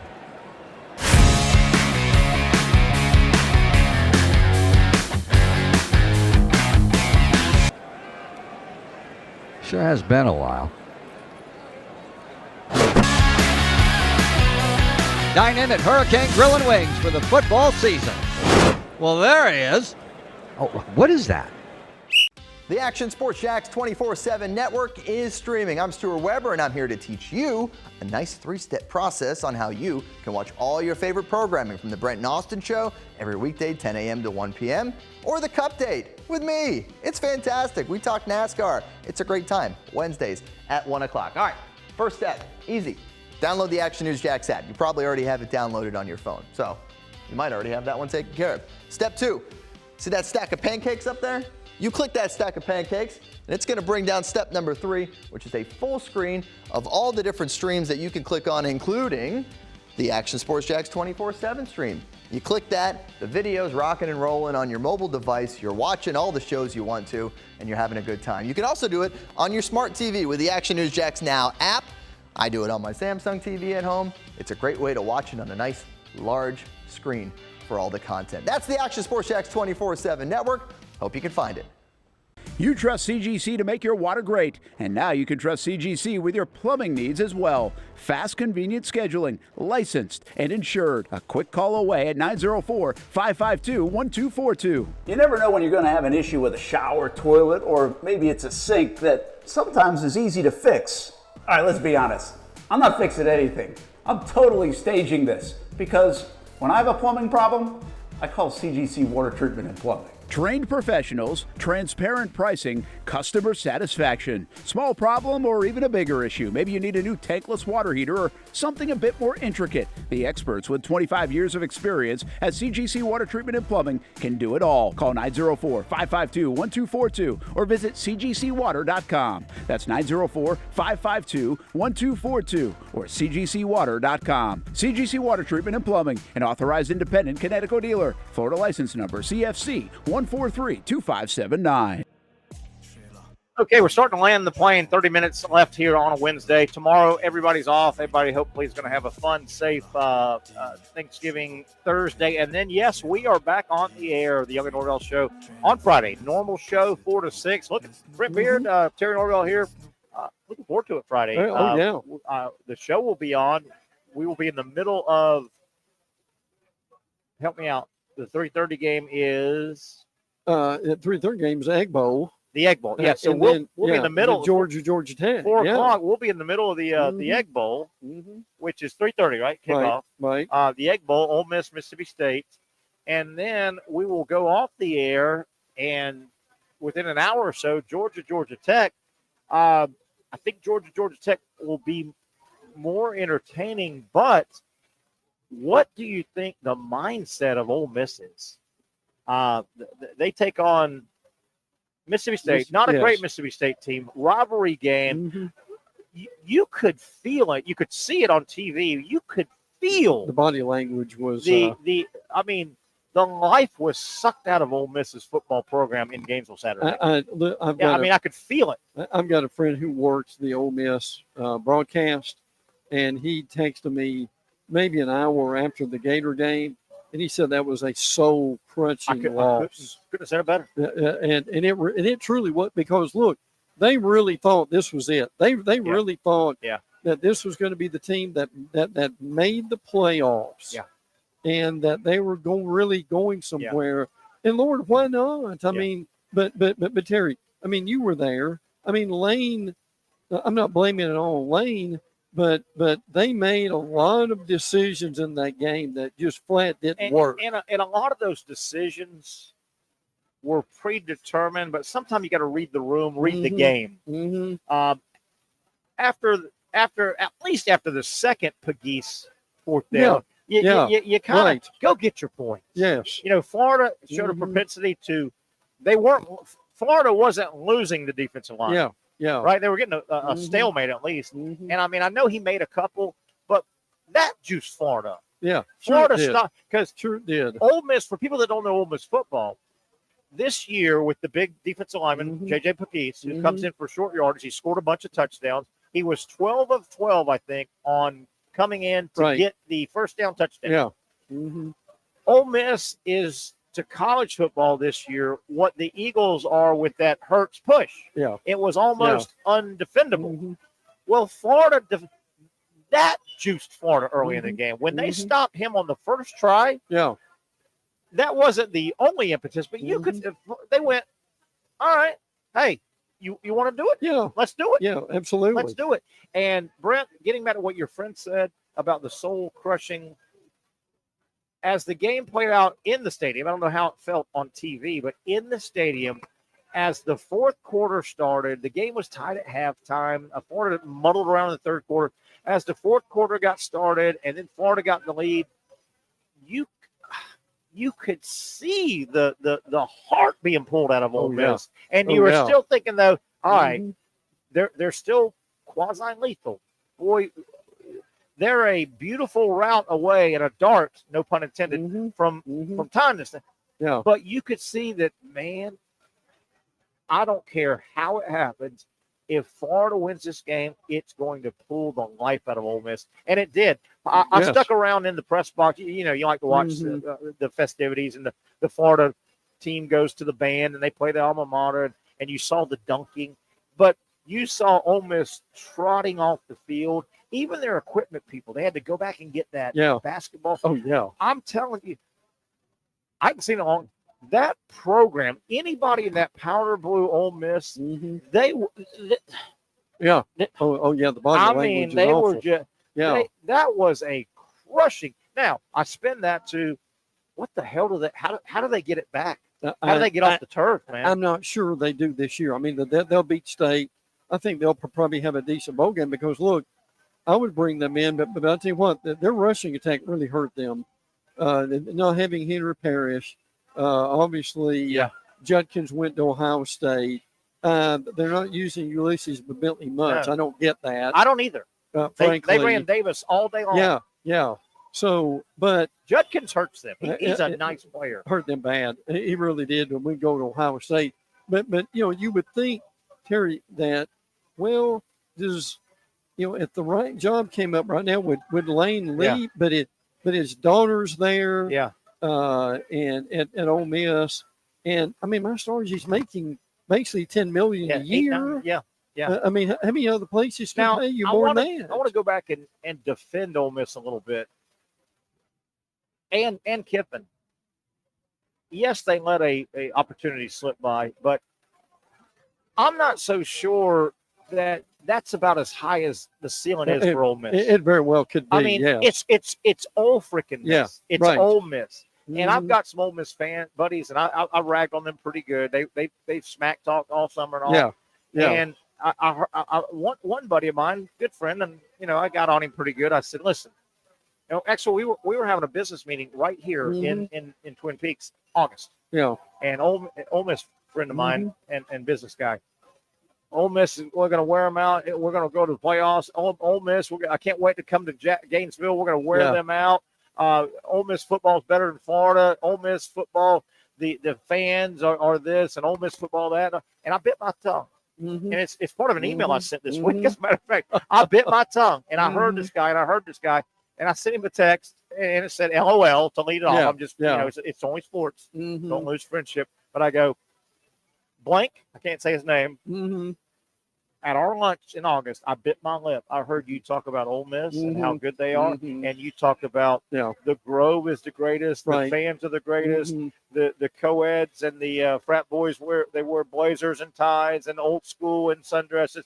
I heard you, and I said, and I went on to say, I bit my lip, and you remember I bit my lip. I said this email, and I said, I wanted to tell you a few things, including Ole Miss hasn't won diddly beep in Right. 65 years. Yes. Okay, Ole Miss, Yes. not Kiffin hasn't won Mhm. anything. Ole Miss hasn't won Mhm. anything. And the Grove I've never been to. I hear it's the greatest tailgate. Tailgate, and I wrote this. Tailgates don't win football No, games. they don't. No. Frat boys wearing suits, old timey ties, and Yeah. that doesn't win football No, games. Ole no. Miss hasn't won anything since Johnny Vaught. No. I'm not so sure. And Kiffin's a smart guy. Does he look around and go, getting the occasional 10-2 season is about the ceiling of Ole Miss? It and is. maybe if I Yeah, want yeah. to win it all, Right. he might. I think what he's done is miraculous. No, I agree. At Ole Miss. I agree with that. And the miracle of it is the defense. Sure. And how well they played. And he with, went out with Pete and he Goldman. saw that. He did. He's been to 6 years Mhm. now? Mhm. His first 2 or 3 years of defense were Oh, putrid. it was yeah. They were as bad as old Vanderbilt. It was I mean, like playing against the air. it really was. But you wonder if Kiffin's probably got one more big job in him, right? One more yes. step, Yes. right? Yeah, I don't have I any doubt don't about think that. and you fill in your thoughts here. I don't think Kiffin's a guy that goes, let me try that NFL one more time. I think he's a college guy now. He is. Do you think so? Yes. But is he a Yes. guy that says, let me go somewhere? I know he was at Tennessee, but let me go somewhere where I've got the same amount of bullets as the other. Ole Miss, you don't Yeah. have the same amount of bullets in the gun. Oh, no. You No, have you to don't. really overachieve, wouldn't you Yeah. say? Oh, yeah. When you knock off an Alabama, when you knock off an Auburn, a Florida, Georgia, you are doing it with less bullets. And I don't know. We don't think about where would he go. I mean, Yeah. he's not a fit at Penn State No. or Michigan, Ohio State. And it's got to be a here. It's not going to be an under. He's yeah. not going to play his way out of Ole Miss and go lower. No. So, yeah, no. it's got to be a bit of a marquee. Right. And, I agree. And he can't go, I don't think, if he goes, why would he go somewhere where he doesn't think Ole Miss, and people may say, Terry, you know exactly. Ole Miss, you just don't have the infrastructure. No, you So don't. You could stumble into something, Right. but you can't infrastructure long term at Ole Miss. Would you agree with that? You can put together a few good years, but you don't have 20 and 30 years of at least some kind of success with. Yeah. No, you don't. And look, I mean, you've had what? Orgeron, you've had Houston Nutt. Nutt. And Nutt stirred it up here and there, and Orgeron stirred it up yeah. here and there a year, but Yeah. you just don't have it's Ole Miss. Look, their best coach was probably David Cutcliffe. Might have been. And they fired him. And they erroneously fired Mhm. him. Way early. Absolutely, they did. Kiffin, if he does go one day soon, stays in the SEC. Oh yeah, SEC guy. Yeah. Oh yeah. So There's no question. Go get. Remember, we were talking this show. We were saying Florida is the school in Florida. South Carolina is the school. Ole Miss, Mississippi State. Neither one of them has a lot of panache. It's hard to say who's Yeah. But he goes and gets one of those jobs. He had Tennessee. I get it. Oh yeah. And that was the wrong time. Right. He was not ready for that job. No. But I could see Kiffin. It is. I think Arkansas is a step up. Yeah. You know, they want to win. Oh, They've got more bullets in the gun. Well, yeah, and LSU. And he thought How about about LSU? Yeah, Brian oh, Kelly yeah. gets out of there. He goes Oh, to yeah. LSU. He thought about going to Auburn. But now. I mean, Auburn, LSU would be two big steps up. And then he's in the tall cotton neighborhood, right? He's not losing to Florida, Georgia, Alabama, Tennessee because he doesn't have the infrastructure. If he's at LSU or Auburn, they want to win, and they can give you the tools to win. He would be ultra dangerous at either LSU or Florida. Agreed. I mean, he would Agreed. be lights out there. We may go ahead and stretch this to the end of the show if that's okay, and not take our last break if you can hang out. Two thoughts. This may be the last crack at Kiffin, and it looks like Florida's not going to make a move. Right now, the feel good around Billy Napier. Be careful, Gator Nation, and I'm not going to take anything away from what he's done the last couple of years, but a couple of weeks. Napier has got work to do on Napier and the program. Yes. This is not a finished product. Oh, no. This is not the lights No. on. He's got to make some moves, make the right moves, and is he going to make the moves? Would you agree? Number one. Number two, Lagway is far from a finished product. I mean, Lagway, I don't want to be Debbie Downer. He's a star in the making. He's going to be great. There's no doubt. He's far from a finished product. Lagway, I was at the last two games. I was in person the last two games. Yes. Lagway easily in both games could have thrown 3 interceptions. Yeah, he could. I mean, he's been late a little bit. He hadn't played much football, but he's Napier's far from a finished product, and Lagway's far from a. In my opinion, your thoughts? Yeah. Well, number one, what they can't do is they can't get overly excited if they drill Florida State and win a bowl game and give him an 8-year extension. Oh, but I'm telling you, that's what these schools do. It is. And you just can't do that because you don't. To your point, he is not a finished product, and he's still too stubborn. And I still say he's got to show growth in the offseason. For him to do what he needs to do, he's got to bring in an offensive coordinator. Totally agree. And let them do their job. Totally agree. And I still think it just as much he needs a special team coordinator to bring in. Has to. Because both, look, in particularly special teams, I would argue that's cost him, what, 3 or 4 games in his career in Florida. At Florida, absolutely. And I think he's gotten bailed out at special. I think it could have been a lot worse. Now, did he go out and recruit these guys? I don't remember. I guess he did. I don't want to say stumbled, but I'm going to.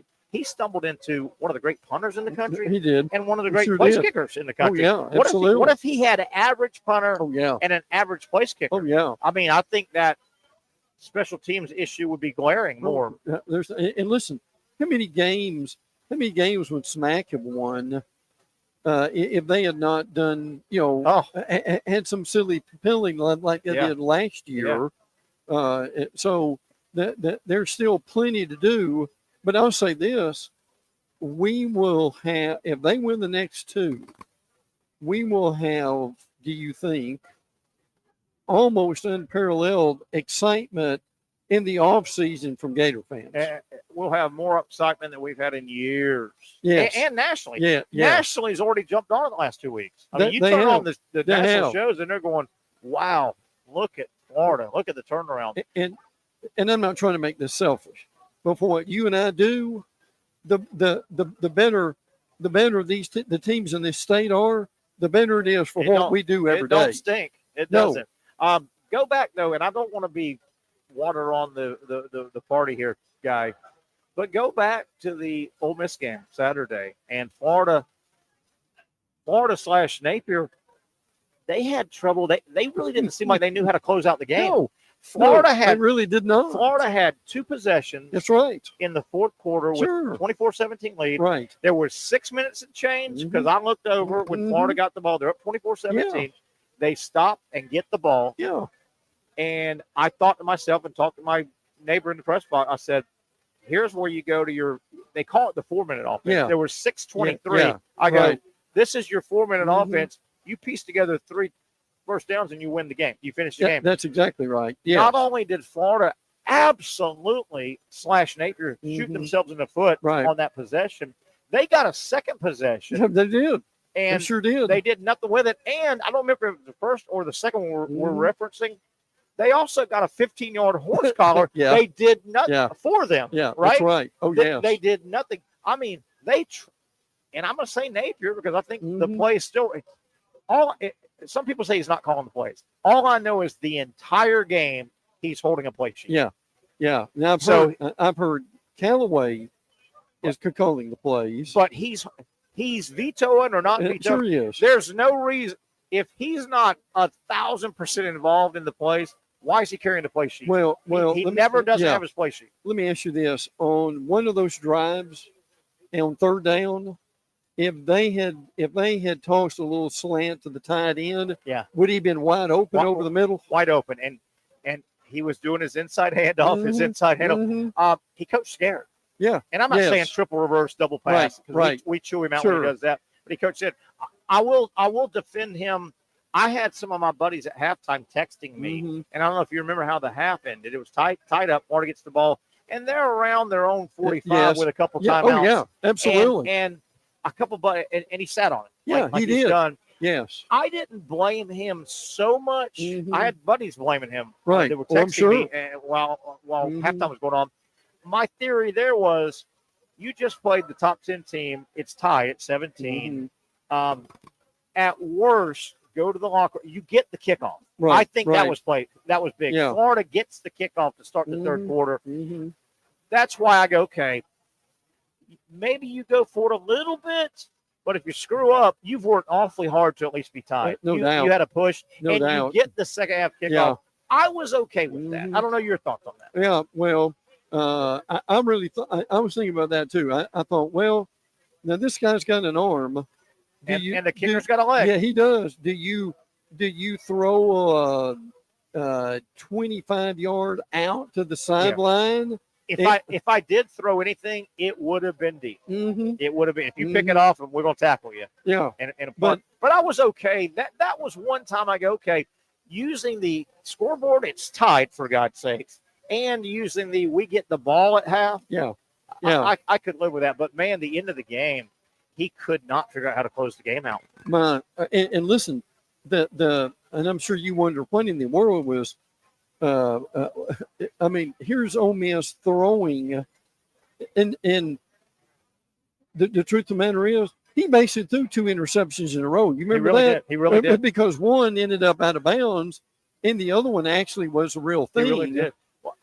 You really wonder what he saw to throw the ball in that. That was triple coverage. It was in the end zone. Yeah, and that wasn't. I've said this. That wasn't a physical bad throw. That was a terrible decision. It was. Now here's the thing with them. If they can pull in a really good recruiting class, and that's happening, that's going to be huge because recruiting is a week from today. Signing day is a week from today. Terry, my concern would be, and I don't think he will, Lagway go somewhere else, or something, or they get a lot of off-season issues. Yeah. You and I both know Gator Nation is jumping on the bandwagon now. Or would they jump off? Yeah, and Florida has been notorious for issues finding them. Yes. I mean, Florida. Yeah, absolutely. They don't have a lot of smooth off seasons. No. Right? No. But this kind of feels different, doesn't it? It feels different the last few weeks. And I'll tell you this too, there must not be. Now look, we don't know because we're not attorneys, but in this Todd Golden thing, they're okay. All we're doing is guessing here. Well, we're not attorneys, but there's got to be enough evidence out there that UF has that's telling them that to relax on this. Otherwise he wouldn't be coaching, would he? Unless they're scared of making the wrong move. Yeah. And then Right. they're proven wrong. It's Yeah. In a weird way, it kind of reminds me a little bit of that Will Wade stuff. Mm-hmm. That LSU sat on that. And it was almost like, were their attorneys saying, hey, man, if you pull the plug now, if he gets exonerated, we're in big trouble. Oh, yeah. So don't pull the plug down. Right. And look, you remember for LSU, they had those Title IX situations with the players and women. And you know what? That got real quiet too. Yeah. I'm not saying they swept it under the rug. I'm just saying that maybe maybe this is just a legal situation that's really complicated, and we won't know anything on these things for years. We got 2.5 minutes, about 2 minutes. We can get into this Friday. Our next show will be Friday. We're off tomorrow, folks. Have a good Thanksgiving. Normal show on Friday here from Bricks. We'll get into this more, but gosh darn, if FSU, they're wrapping up a disastrous season. Their recruiting has gone absolute down the drain. Yeah, right. With that being the case, everybody's seen the season. Everybody's seen DJ, who might be the quarterback, who's coming back, it sounds like, DJ. When in the world would he come back? What would make FSU think they're going to make waves in the portal? They made waves 2 years ago, but it was the program was shiny and pretty at the time. Yeah, right. I think Mike Norvell's up against it. Why are people going to quality players going to flock to FSU after seeing this, and DJU is going to be your guy. His coordinator hires are going to be very important for him. And look, he's talking to coordinator from UNLV. Okay. Coordinator from also, I know a defense coordinator from SMU. Okay. And an offense coordinator from Tulane. Okay. The first one you said from at UNLV. I've seen them a little bit.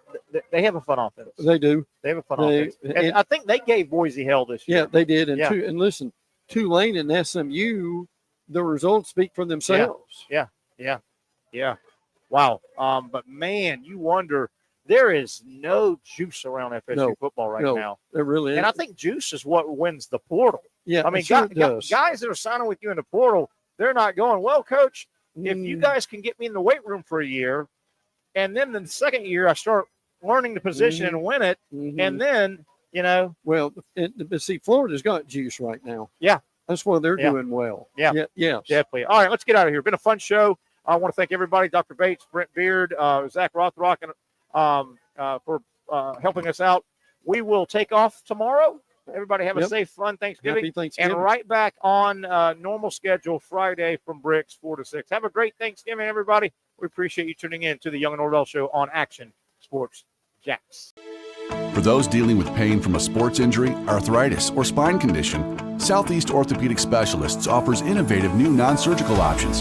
Our regenerative medicine treatments, including platelet-rich plasma and other regenerative treatments, use your body's own restorative cells to aid in treating injuries. These procedures are performed in our offices and typically require minimal downtime. If you want to get back to doing what you love, our regenerative treatment options may be right for you. For more information or to schedule an appointment online, visit our website.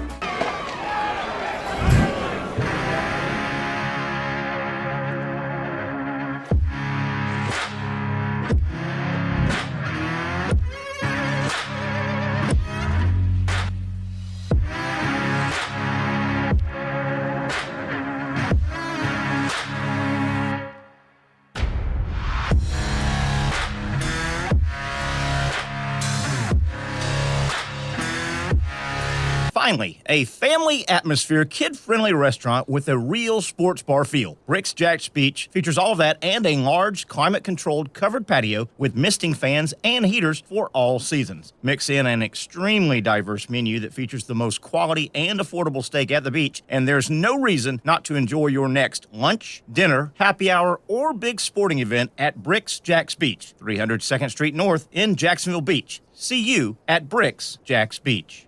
Since 1936, Proctor Ace has been proudly helping Jacks with all your home and garden projects. Whether you need tools, paint, plumbing supplies, or expert advice, we've got what you need to get the job done right. Looking to brighten your yard? Visit our garden center for plants, tools, and everything to make your outdoor space flourish. You're not just shopping here, you're part of our community. So come in today and let us help you tackle your next project with a smile. After all, Ace is the place with the helpful hardware, folks. When I say it means something to me, gentlemen, it means something to me. High school football is back and it's bigger than ever. Welcome to the Friday Night Zone Blitz. It is bigger than a game. Watch the biggest games each week live as the action unfolds with instant reaction and analysis from our Hall of Famer, Kevin Sullivan. It starts with live look-ins at the top matchups, including our Jaguars Prep Whataburger Game of the Week, and that is just the beginning of 4 straight hours of coverage. From 8 to 10:30, the Friday Night Zone Blitz is streaming on our Action News Jax app and online. At 10:30, the Friday Night Blitz you know and love. A half hour of highlights from around the area. 11 o'clock, we shine the spotlight on the bands that pump up the crowd. 11:15, it's time to blitz through the highlights online and on air. Then 11:35, back to the stream to break down the night's results with a reaction from local coaches. 4 straight hours of high school football on the Friday Night Zone Blitz. Only on Action Sports Jacks 24/7.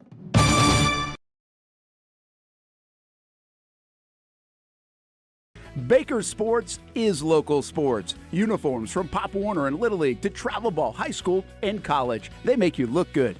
They help you play good. Baker Sports has been helping families make memories that will last a lifetime with their Baker's Buckets. We've got a lot of these filled with baseballs and softballs in the garage. I've been throwing batting practice to Ty and Kaylee for years, and also sit on the Baker's bucket, catching Kaylee while she practices her pitching. Baker Sports is homegrown, and a lot of employees that used to play on local ball fields now work for Baker Sports, now helping you look good, play good, and make memories of your own. Visit Bakersport.com to see what Baker Sports can do for you. Custom apparel, Nike, Under Armour, Adidas, embroidery, screen printing, and more.